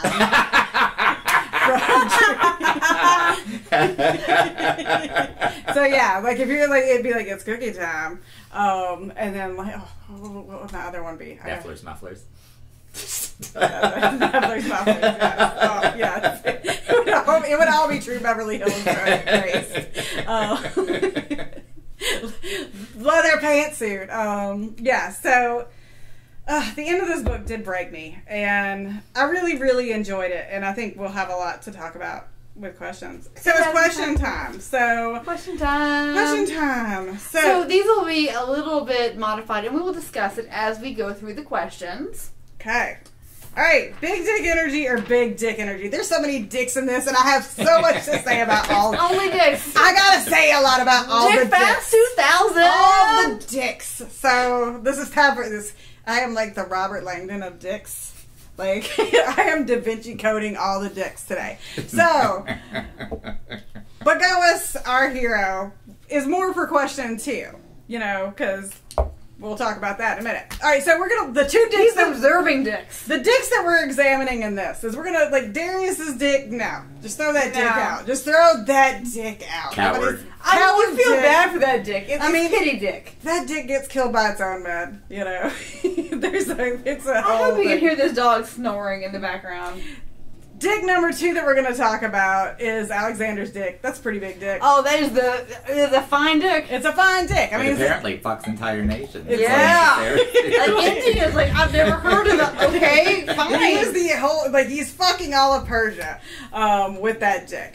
So, Alexander, obviously, is our main hero, and he's great, like, in terms of, like, what I do want to say is that, in all seriousness, this book, 1972, obviously is a historical epic. But more than that, the way that I read this is that this is a romance. Mm-hmm. I read this as a classic romance with 2, you know, we have a couple, and I mean, they don't have a happily ever after, but they have a deep, abiding love for one another. Right. Yes. Bagoas, obviously, as we have talked about, loves Alexander, but Alexander also loves Bagoas. He never mistreats Bagoas. He always cherishes Bagoas. Bagoas is always made to feel essentially special. Right. But is Bagoas first in Alexander's heart? Well, Alexander's heart and dick are big enough to like have multiple. Alexander's heart and dick are the known world of the Mediterranean at the time. Alexander's heart and dick go to India. Is Alexander's dick the Med-NATO? Medicaine. Yeah. Yes, it is. So that leaves us to our third dick, which is Hephaestion's dick. Now, I can't speak to the dick personally because I haven't read the first book. And I do want to read the first book now because I really did enjoy this one. Yes. This motherfucker. Like, I would really like to know this story from his perspective because there's a lot of just watching the person that you love be with someone else for, like, because you love them so much. Now, knowing, here, as it relates to big dick energy and Hephaestion, knowing that Jared Leto played him in the Oliver Stone Alexander movie. Was it and I think, I mean, don't we all know that Jared Leto has a huge penis? Isn't that a thing that's true? I feel like that. He threw his condoms full of sperm at people. I don't know if that's the same thing as having a huge I think you're talking penis. about the pig blood or the pig heart. No, I am not. It's a... Wait, am I thinking of something else? We'll come back to that. In any case, Jared Leto may or may not have big dick energy, but it is whatever energy he does have is totally different from the big dick energy I imagine No, it's the other guy, right? in this book having. Yes. It's a very different. I feel like this is an Army Hammer like situation. Yes. This is an Army Hammer situation. Oh man, you're hitting me where I live, Courtney. Yeah. You're hitting me where I live. Wait, who's in Joker? Who's in Joker? That's Jared Leto. Okay, well, yeah, then it was him throwing condoms full of sperm at people. Joaquin Phoenix.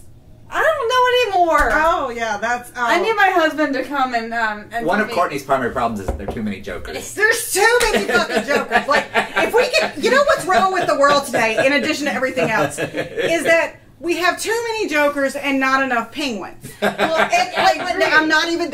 See, my husband thinks I don't know anything because I think the people are the same. Well, they're the same. They're the same. The Joker and the Penguin? I will punch you in the face. No, not the Joker and the Penguin. Not at all. And my other problem, like, the other problem I have with the Penguins happening is stop taking hot asses. Who puts Colin Farrell in a movie to make him ugly? It's insane. Fools. It's We talking about insane. Star Trek with Idris Elba. Girl, what? I mean, it's insane. Okay, It's like you're just yelling.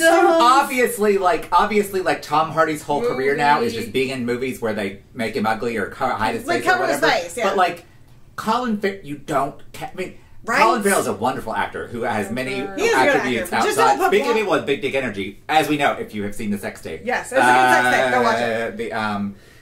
But yeah, that's insane. It was Joaquin Phoenix who was just throwing kind of full of... I had to look it up. I'm sorry. I had to do several Google searches. I will tell you. Condom, sperm, I will tell you movie. that if I ever had the power of time travel, one of the first things that I would do is go save River. Yes. So we would not have Yes. to deal with Joaquin. Yes. So yeah. I mean, he can be Leaf from Space Camp. Like, I'll take that one.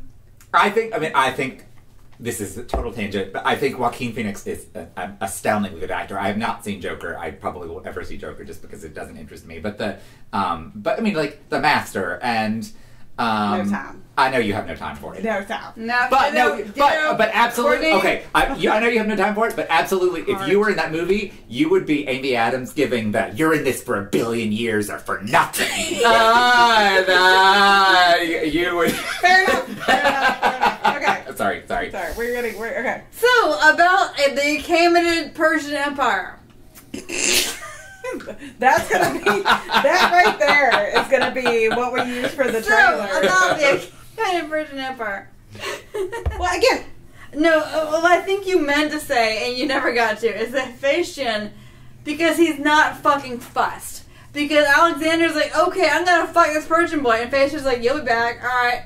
yeah, he's Yeah. Army Hammer. Like he just he's got So- the biggest dick energy. He's got such big dick energy that he saves. Like we said earlier, he saves the love of his life's side piece because he doesn't want to deal with the grief. Yeah. He's like, I can't deal with That seems this like bullshit. extra Yeah. energy that I don't have today, Yeah. so And- we'll do this. But and so again, like I was saying, like before we go on to question number 2, like all kidding aside, I think what is really important about this book is that to me it is a romance novel, and it's a romance novel. Like we talked about this, like never once in this 1972 fucking book is this treated as taboo or weird or as like any kind of like oh, this is wrong. You know, like it's treated honestly like gently and lovely. Like the and- only thing is that Yeah, maybe the people that Alexander came with might think that he is favoring the Persians over them. Like that's the only problem. It's not that he's fucking a man. But they even use Well, like early on in the book, when Bagoas is being pimped out, Yes. there is a disgust that he's being exploited Yeah. by these kind of gross people for profit. I mean, you know, it's Yeah. Again, the book does not inject any kind of Value system. Right. any kind of modern value system into this, but there is a disgust at his exploitation. Well, there's also the thing. Oh, No, I was you just go on. no, I was just gonna say like the other thing, like kind of what you're talking about, like you're talking about the Macedonians when they first see like Bagoas and stuff. But if you think about like the second time he does that dance and gets everybody so fired up, and like they all start like they basically All right. like it becomes like you know Take him. it becomes like history's kiss cam Yeah. where they're like kiss him, and it's like it's this acceptance of their relationship. Absolutely. And that's what I felt like. I felt like it was kind of like after that happened, everybody, all the Macedonians, whoever, accepted them as There is A a very couple. brief thing where he's like, "Oh, well, they all wanted to see what a Persian eunuch looked like," and I felt really upset for him. yeah. You know, because he should be able to go and bathe in the river like everybody else. Right. And everyone wants to see his like, well, what's it got? What's it got? You know, I mean, there were. He did, and I think the reason Sarah's doing the lift her glasses like she's the doing new girl. the Charles Nelson Riley Yes. glass shake. I think the reason that they had that in the book was to show how much it did not matter after that point.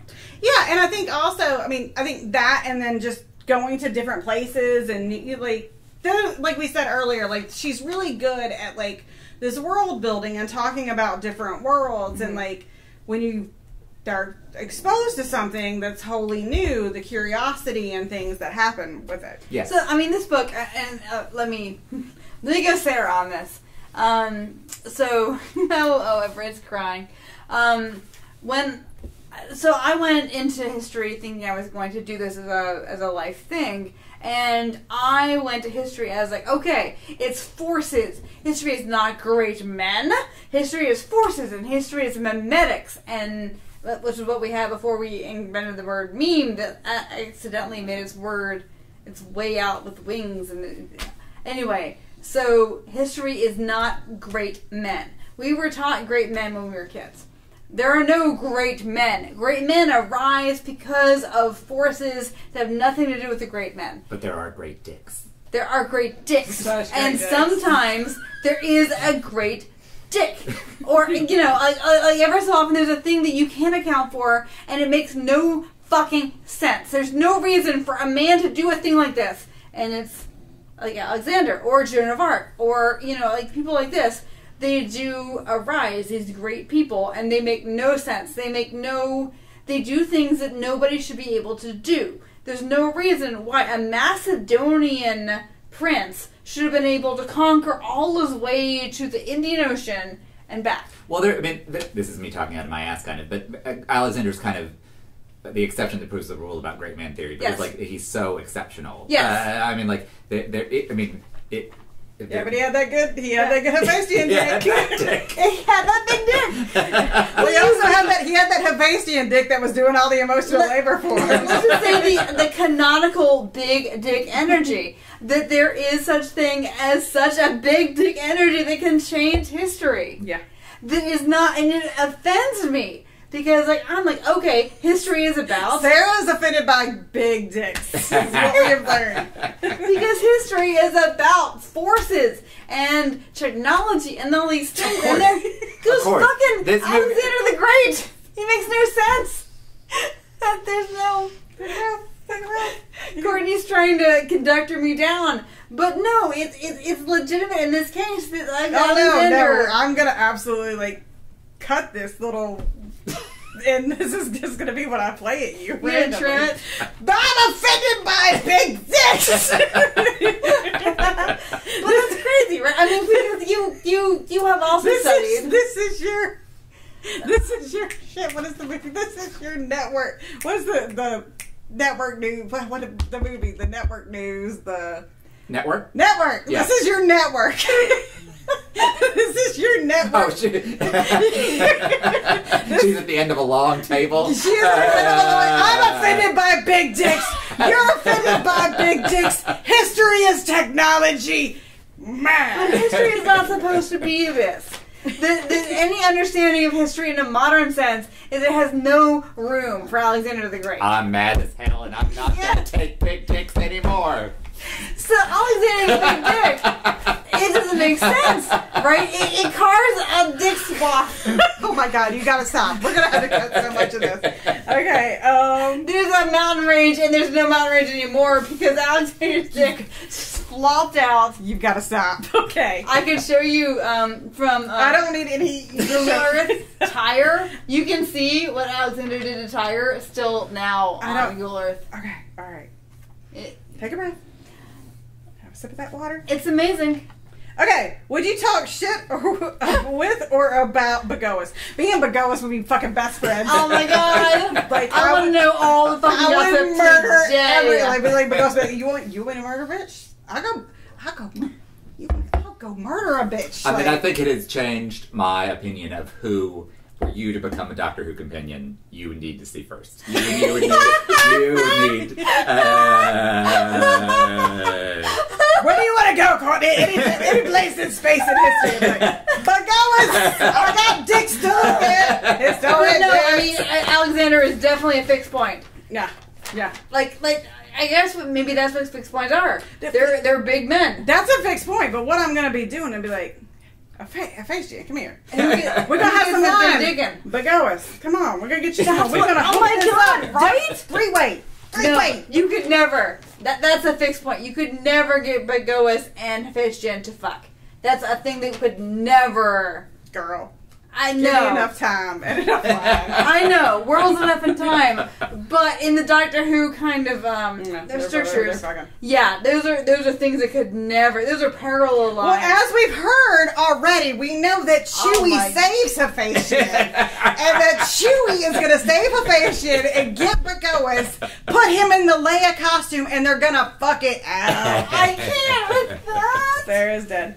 But I really do. I think, honestly, Bagoas is probably what could have been, and again, especially if you think about, this is probably, aside from the Georgette Heyer book, our earliest book. This is a really fleshed out, sensitive portrayal of, you know, a homosexual character. Now, the question is, did he have to be a eunuch to be that fleshed out? Do you think? I don't understand this question. To literally neuter him, do you think you could have had people reading as a bestseller at the same time a fully, I don't want to be because the fully masculine. I think the question of his status as a eunuch is interesting within the novel, but I don't think that it would have forbidden the book from being. Do you think that it made it more palatable to audiences? No, the book prior to this was about that has homosexual love is Hephaestion and Alexander. Alexander, who is again very much as much a part, like obviously it's not his narrative, but he's the fucking center of this book. Is, you know, he is not a eunuch, but he's a homosexual male, and I think to the extent that him being a eunuch is interesting in this book, it's interesting because in the robbing of his kind of, you know, theoretical patrimony, you know, he seeks other avenues towards that power. We always it's always which is always a eunuchs in history. Like, you know, you can't make your own children. So what do? You I mean, like, eunuchs are always the crafty ones. Eunuchs are always, well, obviously they are. I mean, they. But I think that. Well, I mean, you've got like in Game of Thrones, you have what's his face. Varys. Yeah. Yes. But obviously Varys is not. I mean, Varys and Bagoas are very different characters. Oh, yeah. I think what you can get to, like, what I think is done well in this, and I think, like, when we're talking about Persians and things like that, when we deal with, especially, I'm talking about early narratives, early books, you know, when we deal with this, you're dealing with a lot of Orientalism.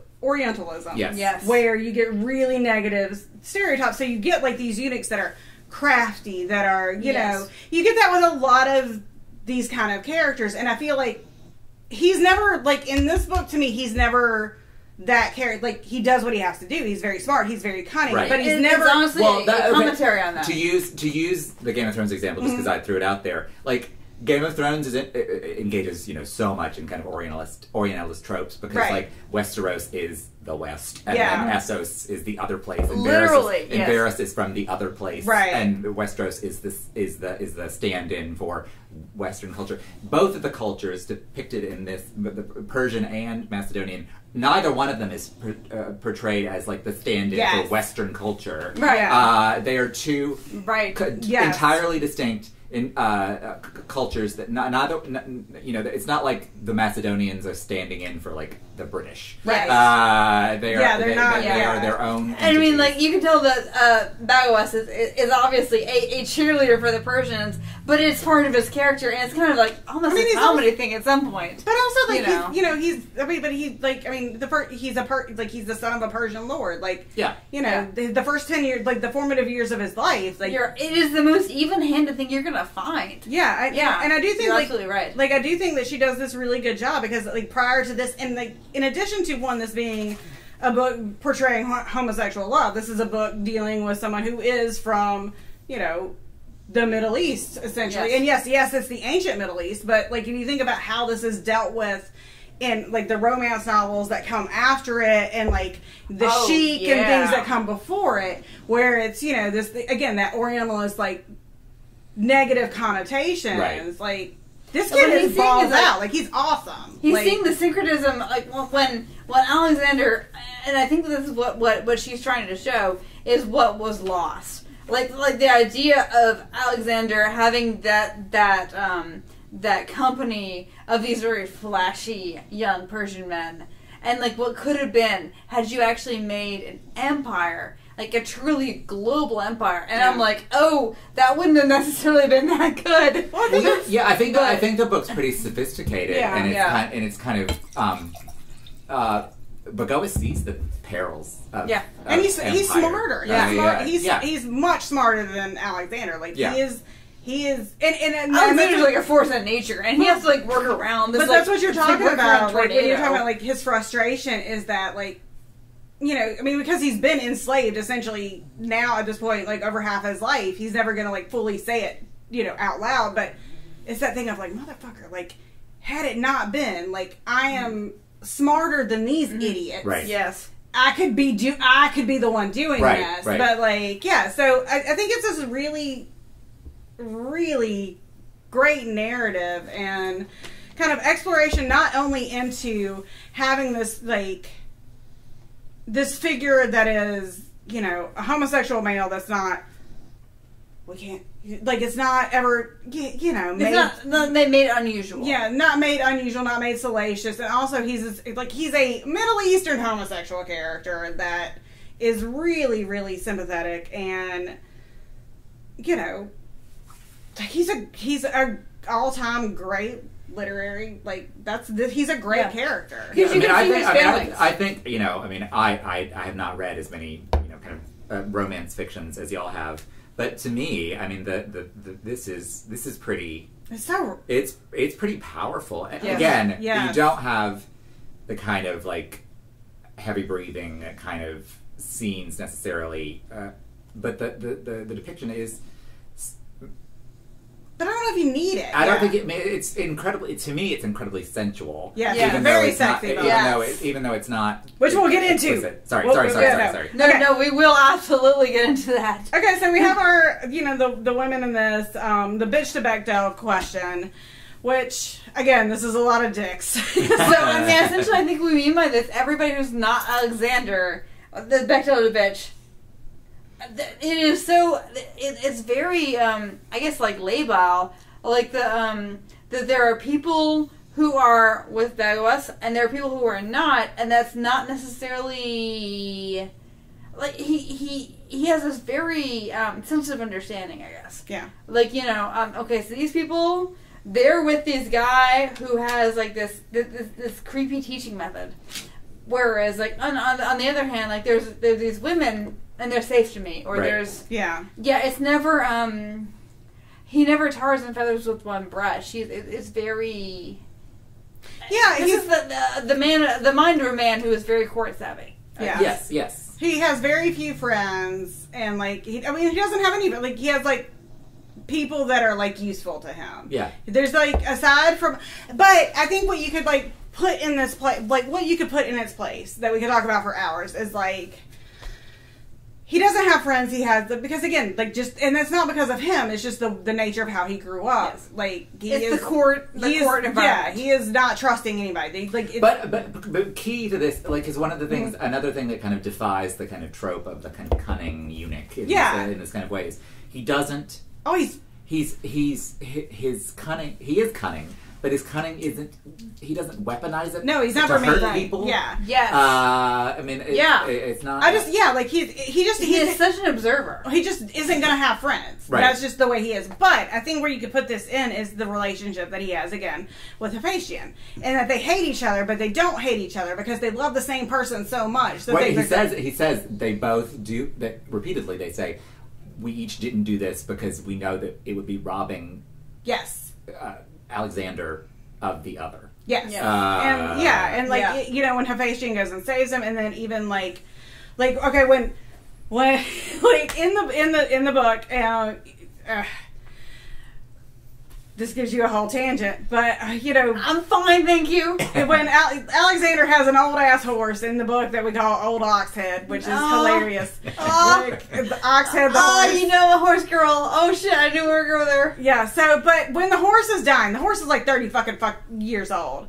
The horse is dying, and Bagoas happens upon Alexander in the stall. The horse is head is in his lap, and he just looks at him. And he's like, "This ain't for me," and he's like, "I know who you need," and he goes and gets Hephaestion. It's grown up. Yeah, and so I think the relationships in this, I think what's really interesting about it, it's never, even the people that he dislikes, even the people that he's like we're in a romance novel, you get a blonde and you get a brunette, and they're gonna fight because that's what they do. Is this like a healthy poly? It is a very. Is it really? Is it a healthy poly?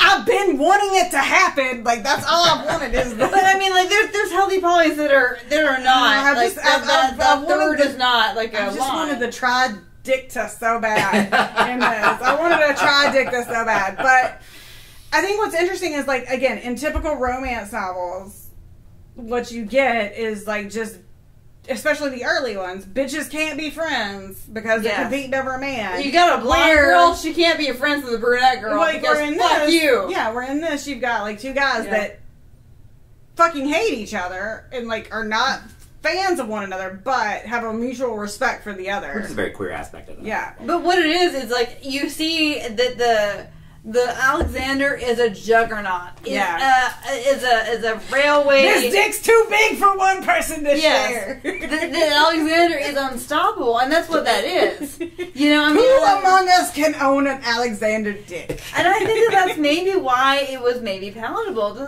some people. It's from like, the straits of the Bosphorus to the shores of the Ganges. Yes, I love Sarah's big dick history. It is great. But I mean, like, maybe it's that, like, honestly, that made it more palatable to people, is that the idea is that you can't stop Alexander's penis. And so which brings us to question 4, which is perfect. So when it comes to consent, is this book more Robin Thicke or Marvin Gaye? It's complicated. Well, I think what is really great about this book, and more nuanced than any of the others we talked about, is obviously we have, as we have mentioned multiple times, his early years, like, he is enslaved, he is sold to prostitution, he is also Darius's sex slave. He's deeply traumatized, and they also talk about that trauma. They talk about that trauma. Like, whenever he feels any kind of pleasure, it registers as pain because of the trauma, especially that he dealt with as, like, a 10-year-old boy being, you know, sold into, like, sex slavery. Immediately after having seen his father killed in his Yes. So his father killed, like, by his, like, nose. Yeah, it was grotesque. Grotesque. But I think what's really interesting about this is, like, we have, as soon as he meets Alexander, this shit is 1000% consensual. It is all about consent. That imperial dick. But I think what's great is, like, you know, like, we talk about in the book, like, when they do have sex, like, he is able to actually have, because of his, like, his depth of feeling for, and this is the thing, they don't have sex immediately. Like, it takes a little bit of time. He has developed, it's not just love at first sight, it's lust at first sight, but he does really love Alexander and gets to know him, and, like, probably, like, several months in is when they finally do it, and he is able to, like, have an orgasm, and it's like, holy shit, this is amazing. Because, like, Alexander, and just how great Alexander, see what I did there, is with him, like, it helps him overcome kind of that trauma. I mean, obviously, like, if this were a relationship being examined contemporarily, like, on Twitter by a bunch of people, where apparently, you know, a 32-year-old dating a 27-year-old is grooming or whatever. For sure. Where people lose their shit about age gaps or whatever, this would be frowned upon. But in the context of the novel, yes, I think you're absolutely right. Like, not only, I mean, they make it explicit. Alexander asks explicitly, "Are you here freely? Because if you're not, I'm not." Like, he's never. And that was the whole deal. Because, he's like, never enslaved with Alexander. Yeah. The guy who had his name, I don't remember. It was like, oh, he does not want a slave. Yeah. Do you want to go there? Because you have options here. I mean, your other option is that you die starving. But I mean, like, you know, what is your other option? Yeah. I mean, obviously, like, the power dynamics make this but it is about choice. Yes. All the way it's about choice. And that the idea is that it starts off with Alexander is attracted by choice. Yeah. And that's our one chance. Our one chance to maybe, like, you know, and I'm doing this, like, pull my, Your toga? Are you pulling your robe off? Is that what you're doing? My robe off. You're pulling your robe off? My jeans and my alternative, National Park Service shirt But off. yeah. Yes. I do think, like, I feel like this book probably, especially in terms of books from this earlier period, like, again, like, if you think of, like, the books that we've read, like Savage Ecstasy, The Flame and the Flower, like, all these... I mean, there's less rape in this book than some of the books. Oh my God, exactly. Jesus Christ. And they've handled the, like... And they cut this guy's balls off, and there's still less rape than there is. And they handled the aftermath and, like, the trauma of it with much more, like, sensitivity and, like, you know, savvy. It is a terrible thing to happen to a person, and they treat it like that. Yes. All right, so how badly are you judging your mom for reading this book? A lot of them almost read this book. Like, it was, I think, a lot of Obama's, like, excuse to read, it's about antiquity. It's educational. And I think this could go, like, I mean, and I think this goes into it kind of ties in with our Scarlett Johansson question, because this is the thing that we wanted to talk about, is talking about who can write what when it comes to sex. And we all have, like... And I think what it comes down to, like, because we've had pre-discussion about it, I think what we, like, here's the thing. Like, obviously, own voices are massively important, and we want the experiences of people who, you know, live those experiences to tell those stories. But I do think, like, with this, in the case of this is written by a queer woman. Yes, and she's writing the story of a queer man, really, of queer men, but she is, you know, she is a queer woman. She had a long-term relationship with a woman. So I don't... In South Africa. In South Africa. Which is weird, right? Can we talk about that? Oh my god.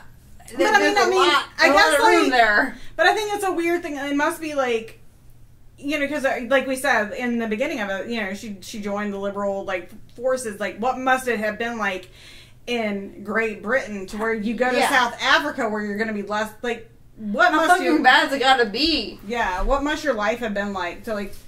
Yeah, which is, you know, I think there's a feeling of, like, there's a perception of the UK as being relatively, compared to America, in the same time period, more open to homosexuality. Mm-hmm. You know, but Turing got what he got. Right. That's what I'm saying. I think it's a false perception, but also it's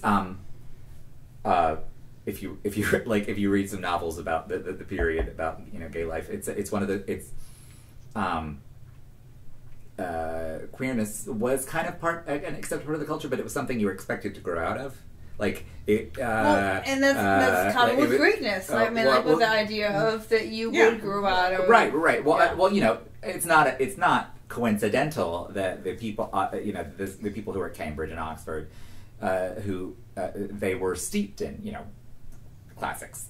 And so in addition to being steeped in, you know, all the terrible things about that, white supremacy and all the other horrible things, the kind of comfortability with this kind of model of pedagogy, so to speak. I'm about to sound incredibly, because I started off as sounding be like, oh yeah, I know shit about this. I never actually made that connection.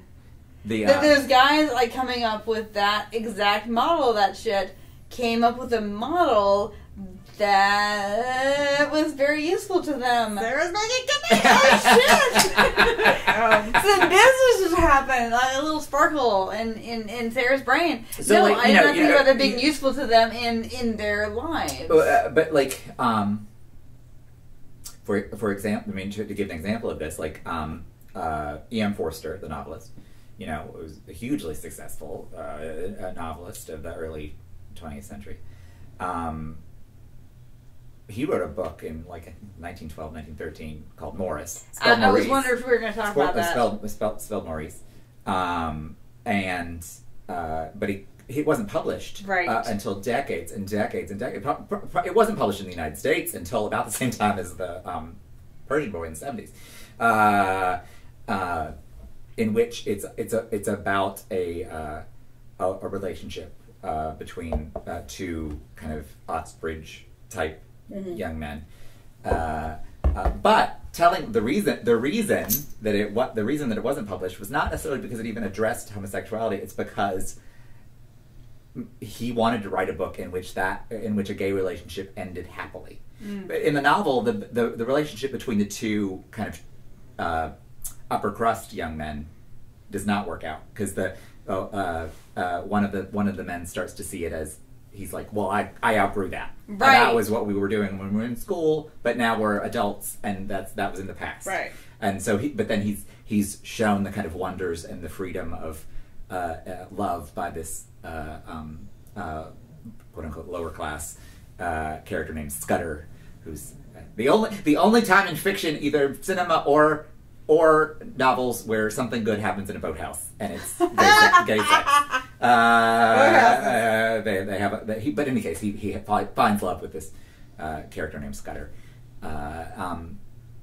What was the purpose of this tangent? You're thinking about the boathouses. Well, no, but there was a purpose to it. I know that I started it with a reason. Oh God, COVID brain. Me too. No, we were talking about. Let's see. We were talking about the acceptability of the Oxford idea, and the way you said, I thought.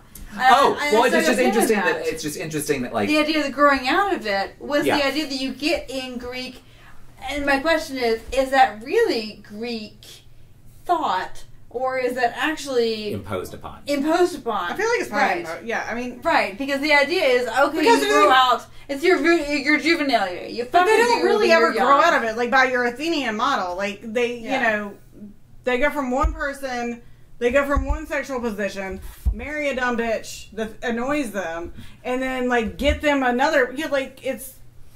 And then go to another sexual position. Right, it's part of it. Right. It's part of a process. Yeah, but like the heterosexuality in that is very small. Yeah. Like and again, I feel like this is like it's the people that are studying it that it is always in a model. The heterosexuality is always in a model that is specifically you as a man are at least 10 years older. Yeah, and I think so. No wonder she's a fucking dumb bitch. What's the age difference between Roxanne and Alexander? It is not clear in the thing. I don't think I don't remember. And you don't even and then the second wife is like we get even less information. Oh well, her. she's even younger, probably. Yeah. Like all she's there is to like get a kid, and then because the present. For a book written by a woman, this book had. Yes. Virtually no women. And it is transactional. And the women who are in it are nothing. Deeply transactional, which is appropriate. I mean, like marriage transactions at the time were the most significant relationship that he has with a woman is the first people who own him, as an enslaved boy. But the woman who is the merchant's wife that he likes because she's nice to him, and that's the most deep connection that he makes with the female, because otherwise he's like these bitches in the harem. Because the world that the novel inhabits is so entirely martial. Yeah, and that's so. I mean, you just don't even see there's even though people eat in the novel and people drink in the novel, there's no domestic. And in fact, there is a thing where so when Efficient dies. Part of what happens, he wanders accidentally down the street of the women. Yes. Yeah, and then he wanders back, and Alexander thinks, "Oh, you rent your garments," and I wonder if it was the women were just fucking crazy, Right. Yeah, I mean it comes up every so very often, or the idea of that Alexander takes in these orphans. These Do you think the book's misogynistic? No, I think that the book is disregarding a woman. Well, I think they're barely there. I think that's in the classical mode. But I feel like it's very in term of what the history that you get for it is. Fuck it. I would love it if somebody would be like, "Hey, we're going to talk about all the badass Greek and Roman bitches." Right. That would be cool as shit. Let's do a Clash of the Titans kind of epic, but Athena or whoever. Right. But you don't get that with these. It's this holy male. Well, the awesome thing is, because it's like silent film, we might find Ptolemies and I forget the name of the other guy, the two main original Alexander sources. We might find them. They could happen any day. I mean, it happens all the time. It happens in film. It could happen in Herculaneum. I mean, it could happen anytime. However, we're not going to be surprised by them. They're going to be still the same thing. They're going to be a man's history. So, when we talk, we got way fucking sidetracked because we started off with Mary Renault, and again, she is a queer person writing queer literature. Obviously, sexes and genders, getting into that. But with our Scarlett Johansson question, you wanted to really talk a little bit about, who.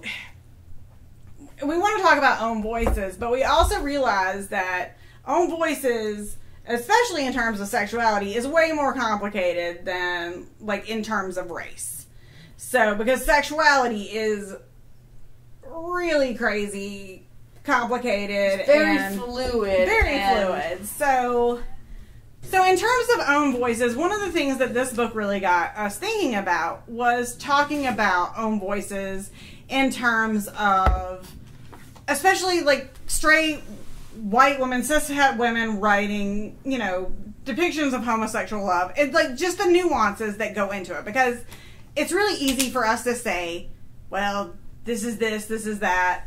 And it's crazy complicated. And you know what? We decided to make it even more complicated by looking at depictions of this shit with dealing with Japanese manga and anime. So what we're going to do is we're going to have a whole separate episode, or even episodes, Series. We're depending, depending on how it, like, fleshes out, where we talk about this. Because here's the thing: own voices is a really clear-cut, defined thing when we're talking about race, but it's not that way when we're talking about sexuality. Like, you can't call something gay or straight. You can't call someone gay or straight, because everybody's sexuality is different. Like, everybody's gradations of sexuality is different. And we're not just gonna, like, we're not gonna spend 5 or 10 minutes just trying to, like, brush broad paint strokes on that.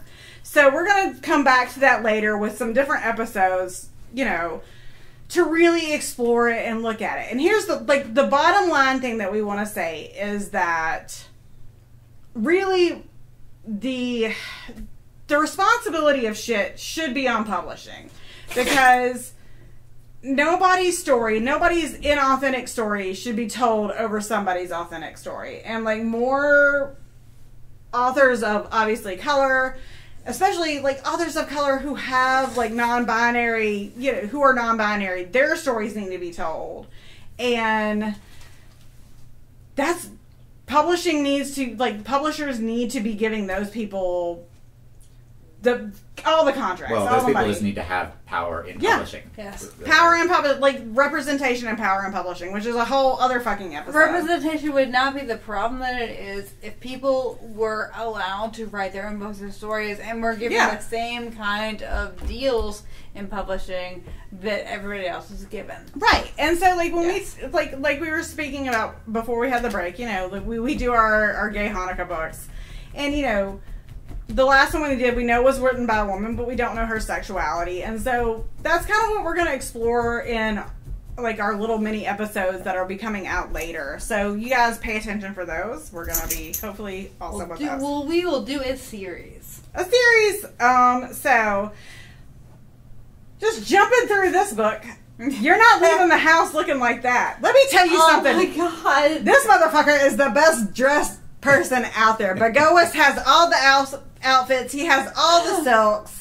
I hate that he never found out that the silks that he got were not from India, but were instead from China. Oh, Sarah, this is a tragedy. Oh my god. It's a goddamn tragedy. It upsets me the whole time that he didn't know the sourcing of his This fabric. son of a bitch doesn't even know. Oh, you knew! You wanted him to, like, have that full understanding But of the no, I world, think- did you not? No, what I do find interesting is, like you were talking about earlier, like, you know, he starts off basically at a merchant's house, and he's like, well, they gave me some clothes and it's fine.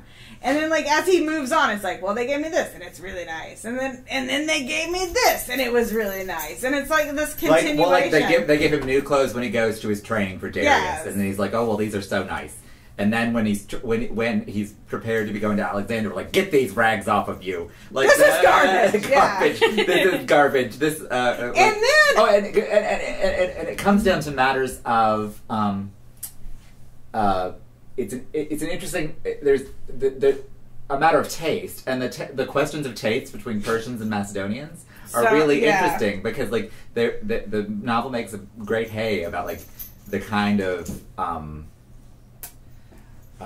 different kinds of displays of what is luxury, what is acceptable in terms of those displays. And, like, Alexander's not really, he doesn't give a rat's ass. Alexander don't give a shit, but please people. He wants to make people, like, he wants to do the thing that is the right thing. The thing. Like, okay, just tell me the fucking thing. I do Okay, I'll think do what's the thing. super interesting is, like, you know, like, this goes more into, like, physical description. So Alexander, again, this larger than fucking life character. We know that Bagoas is small, just because, you know, of the terms of when he, you know, when he is castrated. Extra small, and medium. Yes, extra small, and medium. Because, yes. like, the thing about it is you felt like Alexander was huge, but he's not. No. Because he makes that point all the time. Like, oh, they expect him to be huge. He was not huge. But in his wedding, like, to the, like, to Roxanne, or, no, it wasn't Roxanne, it was the other one. No, the other one. No, she's like a good, like, 6 inches taller than him. But, and this is where, I want the tridicta to have happen, is, like, the one thing that Bagoas always says is, like, Hephaestion is hot. Right. No matter what. Like, Hephaestion is fucking hot because he's tall, or he's, like, because the Persians were so much taller than... Well, that's one thing. Okay, you know, so, like, what's the other big cultural phenomenon that we have in recent years that depicts the Persians and the Greeks? And it's it's 300, which is the... I mean, when you compare it to this, I mean, like, obviously, 300 is like a fascist fantasy by Frank Miller has gone fully like whatever. God, but that but Xerxes is but 20 feet Xerxes, tall. and don't get me wrong, the guy who plays Xerxes is hot insanely hot. He's the guy from Love Actually, and Lost, and he plays a. His hotness has never really, like, caught fire. Yeah, in any case, like, he's insanely hot, but the movie obviously intends to portray his hotness. Two components of his, like, portrayal in that movie. He's several components. He's portrayed as, like, 14 feet tall. Yes, he's so tall. They obviously are trying to portray him as the dark Eastern other. Yeah. He's got all this jewelry, so he's queer and dark and huge. Because deeply other. But in the thing, he's like beardless, which is the whole thing that they talk about in this about being a eunuch and being like considered. But like, I just think the reason I bring it up is I just think it's striking to compare like the sophistication and the really beautiful way that Renault brings this world together versus that kind of like horseshit. Where he's got saw hands. And this crazy thing. Saw hands. Okay, the balls up nuts bullshit shit of American understanding of history is, okay, you had this giant Achaemenid empire and it went to India, but the only thing we fucking know about it is when Xerxes went to Thermopylae, because that's like, we have these very limited number of sources that are Western sources that feed into our idea of what Western civilization is. So our idea of the entire Achaemenid Persian Empire went to fucking India. We only know this tiny little itty bitty Western, and partly because of the surviving sources, but partly because those surviving sources are what we want them to say. We want to think that we are these people, and I mean, you wouldn't really want to be the sons of the Spartans, would you really? They are. Let us say, my mother-in-law does not understand what socialism is. This is amazing. What is happening? This free association is wonderful. Keep going. Jesus Christ. It's like some kind of what is happening tonight? It's like some kind of wilding out, like, West Columbia, William Faulkner. What my mother-in-law doesn't understand about the Spartans is... She will listen.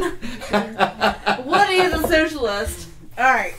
Well, I mean, the idea is, like, you know, she will not have any idea is the Spartans being our idea of what democracy is insane. Because, like, we have this idea of the Athenians as our whatever, but then, like, we'll take whatever you can get. You are amazing. Okay, you done? I will retreat. You just got you done. Did your ass just you done me after talking about how the Spartans are a democratic ideal? Is that what you just did, clown? Did you just that was okay. You want to talk about big dick energy? One way to express big dick energy is to ramble about the Peloponnesian War for like 20 minutes, and then throw in something about your mother-in-law, and then turn to the person who hasn't said anything and say, "You done?"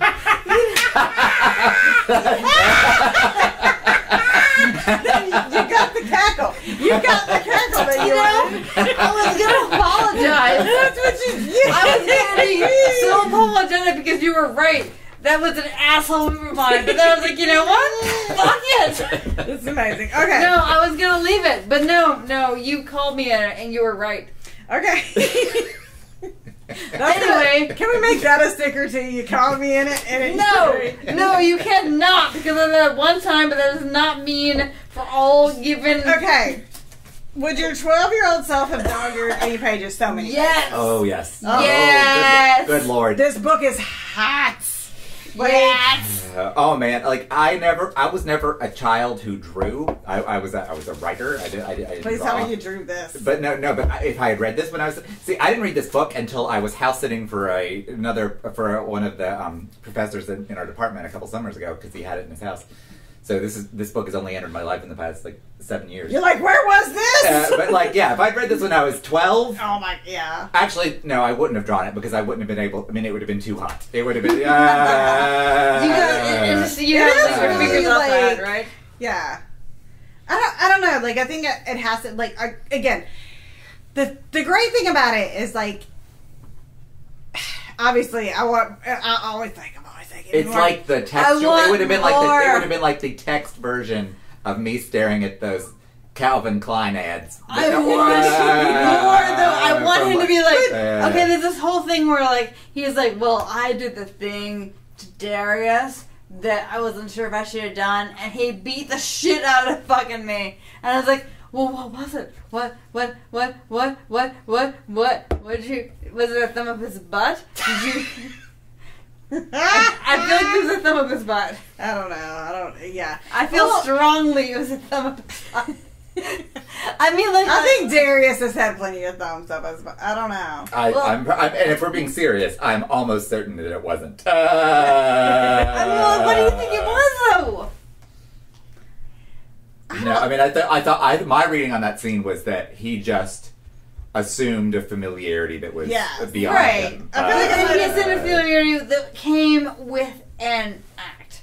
I don't know. I just feel like it might have been I didn't get the sense that it was digital penetration of his anus, but I could be wrong. I feel like especially with Darius, what's happening is that he probably with Darius everything was sort of passive. Well, and the Darius was very, very sensitive because, of course, Alexander's coming. So this is all... Darius also wasn't all about that adventurousness. No, he was not. And I think Bagoas is too smart to mess around with. Yeah. But Bagoas did a thing. He did a thing. I don't know. I think maybe it might have been that he might have tried to be more assertive on a thing, than you know what I mean. I don't think I think do it to me instead of just presenting. Yeah. I don't know. Something happened, and really he belted him. He actually bloodied his lip. He threw him against. the wall. Fuck. But at the same time, it could have been a thing of where Bagoas essentially is doing something that is innocuous, is trying to be the one that kisses him or something. Yeah, exactly. And where he's no, because with Darius it's and again, I think what's interesting is it goes into with Alexander is they have a fucking actual sexual relationship that is two people who love each other coming together, where with Darius it's acts of servitude. And he probably... I had to admit that I was more curious about Darius and him than Alexander and him, because the emotional content was there with Alexander, and it was not there with Darius. So I'm okay, so who's someone who's butt? But I think it's at the same time yes, the eternal question. Who's the eternal question? Well, please do call Dr. Genevieve Edwards, who had me read The Last of the Wine back in... Sarah wants to know whose butt hand goes where, and the thumbs and all that stuff. Y'all, do you hear that, everybody? Please find Genevieve Edwards and ask her Genevieve Edwards! We are whose thumb goes where on the butt? She is a nice lady. Nice lady, tell us whose thumb goes where. Butts. Alright, so, okay. I think what's interesting about this, before, to be serious in this complete insane dumpster fire that's happening right now, I think what's really interesting and great about this book and with the dog earring is like there's no like again, I will always want more descriptive things, but for a book that was written in 1972, I never have any question about what is happening where at any given time. Yeah. I think that it does a really good job of explaining sexual relationships to you, and also in a really sensual, romantic way. Like, this is, as I have said before, this is straight up a romance novel. Yeah. And I loved it so fucking much. Like, this is probably my favorite book that we've done, just because, again, the end is so goddamn sad. Like, and it's such, I mean, like, I think it's such a, I mean, it tells you something about Renault that and it seems like a real risk. Like, yeah. you're writing a 3-part trilogy on Alexander's life, and what you're going to do, you've written the first book all about Alexander and Hephaestion, and the second book, you're going to spend the first 300 pages, and Alexander isn't in it. Yeah. It's you're telling the story from this. You're right. This other. I mean, that's a real. And it's such a risk, and like you can even if you want to explain it away with like the Oxford, Cambridge, whatever, like the first book being like this brotherly adolescent love thing bullshit, and then you get what would it be like to worship a person? I mean, that's what this book is about. Like, what would it be like to worship a person? But I feel like you met one of these great men. I don't need to ask the question until this one exists in this universe. There we go. You're right. But I don't even feel like, here's the thing, I never feel like... She and I don't wear makeup. Are you not feeling this? I feel like... Are you asking me to worship you? Oh, God. I'm just wondering if it could be if it might be an option. I feel like the thing about it is that when you're talking about worshiping a person, I think what's really interesting about this is that obviously Bagoas does worship Alexander, but not for the same reasons that everyone else does. Exactly. It's his personal Alexander. It's so much more nuanced and he always sees an Alexander that they don't see. It's always his personal Alexander. It's never the armies of Alexander. But I mean, and it's clear that they have a personal relationship with him also. It's never the political Alexander. They also have a personal relationship. It is his man, the Alexander. It is this again for the books that we've read. This might be the most romantic book we have read, and fuck it, make a movie out of this shit. Yes. Not what would it be like though? Like to be in love with the man, the god.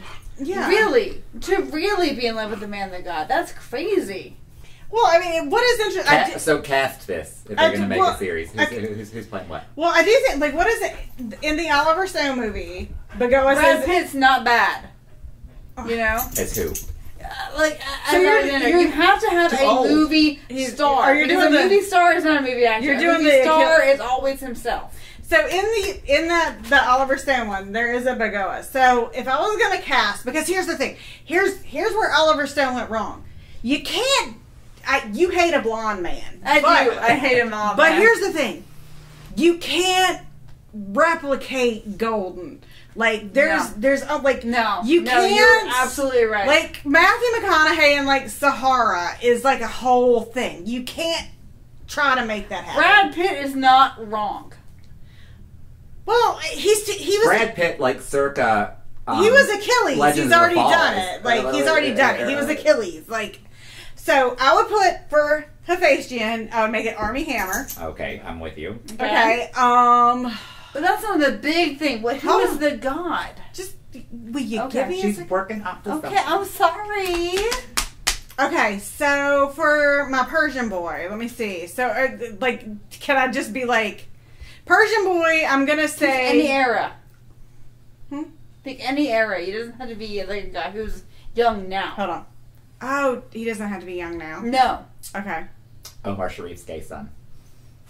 That's a good one. I was gonna say I was about to okay. So I'm about to apologize for it. But it's also the sexiness factor of shit. And I'm trying to think of my Persian boy. I'm trying to think of my Bagoas. So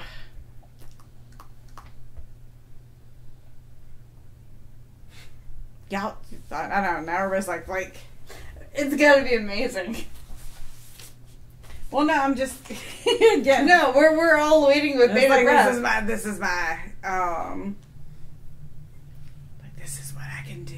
Like, no, because, like, the person I'll put in Persian Boy, like, as the Persian Boy, is not Persian, and I would feel insulting to put him in it, and, like... You're not actually casting it. Yeah, no. Okay, so, again, my Hephaestion is Armie Hammer, my Persian Boy is Dev Patel, Okay.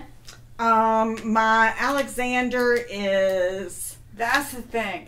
He's gotta be... He's Yeah, but if you saw him in the street, you would have to No, he's know good. that the gods had touched him. You know who is the closest?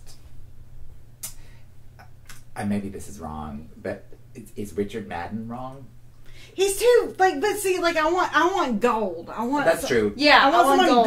golden. Like, Yeah. I feel like it's almost like if I could take the guy that's, if we're doing a Game of Thrones things, that's Jamie and like young him And up. Nicholas Coster-Waldau? Yeah, but younger and golder.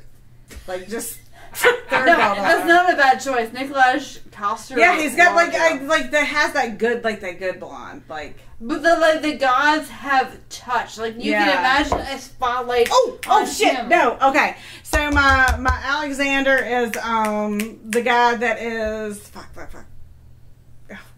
Oh fuck. From Vikings, that's Ragnar.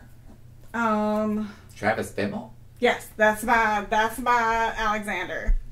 When he was young, he was in those Calvin Klein ads I was talking about. I know, yeah. I'm telling you, like I'm making him like that when he was like Tarzan. Yeah. Like that's what I'm putting. Because So, you have to have a man. You look at him, and there is no question. The gods have touched this man. yes, that's it. That has to Please be. do yourself a favor if you're too young to remember these and Google Travis Bimmel Calvin Klein. Yes, Travis Fimmel, Calvin Klein, and like even Travis Fimmel, like I mean, that I'm not first too season young, of like but I'm Vikings. Woo. Googling this. So I think that would be it. Like he's got like again Because he's live and he's not like because he's yeah. smaller. Like he's got that like Yeah. because Army like again for Hephaestion is bigger. Yes. You need somebody that's like smaller and tawny. Oh. I approve of my choices. I do too. I mean, again, Dev Patel, I'm sorry I have like cast you in like a Persian piece. Again. But Catamite. Obviously, if we were really casting this, we would send out calls for Oh my people God, to we- represent Oh their my community. god! And it would be there's people we've never seen before, and it would be amazing. Yes. Who was who'd be good to Darius is that that that Bollywood movie we saw about at the theater. oh, you want the one it that's was like married? 3.5 hours long. Oh, Don't he's, like that. no, he's married to my boyfriend. He's married to yes, the one who did the war dance that was so sexy. yeah. Jesus, What was the name of that movie? All the was- women burned themselves at the end to save themselves Yeah. from being raped. That's great. Congratulations, baby. no, he was like I really like John like totally like took a bullet because I wanted to go see it because I loved her, and then like they're married. So Oh, wow. her and the guy who like he like has the overt homosexual relationship. That guy, Right, yeah. Ranveer Singh. Oh, yes. Ranveer, he's so big. Like the problem is that he is big. But I'm saying that he was for Darius. Yeah, I mean, But I know it doesn't match. but no, who was leaving that for fucking like I'm not leaving that for Travis Fimmel. Like he's We're different people. But Oh, yes. Sex Idiot, this is like so- Yes. but what is her name? Her name is like totally gone. So I hope you enjoyed our Persian Boy episode. It was wild and out. There was a lot of things happening. 1, we talked about a badass book. 2, we had a special guest. 3, Sarah hasn't seen a person in 6 months. And I feel like It's amazing. I'm so excited. I feel like you might have gotten wind of that during the episode. So,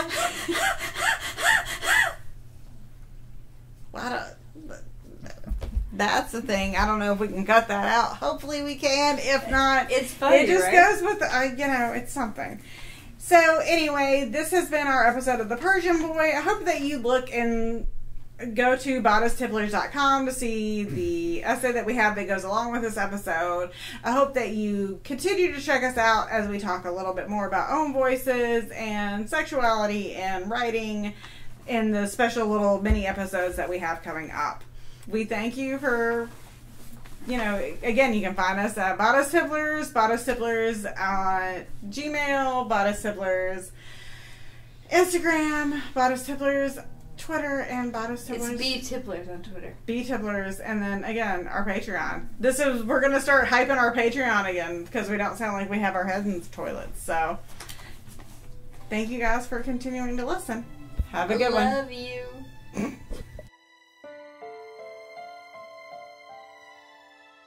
Bodice Tipplers is part of the Frolic Network. Find more podcasts you'll love at frolic.media/podcast.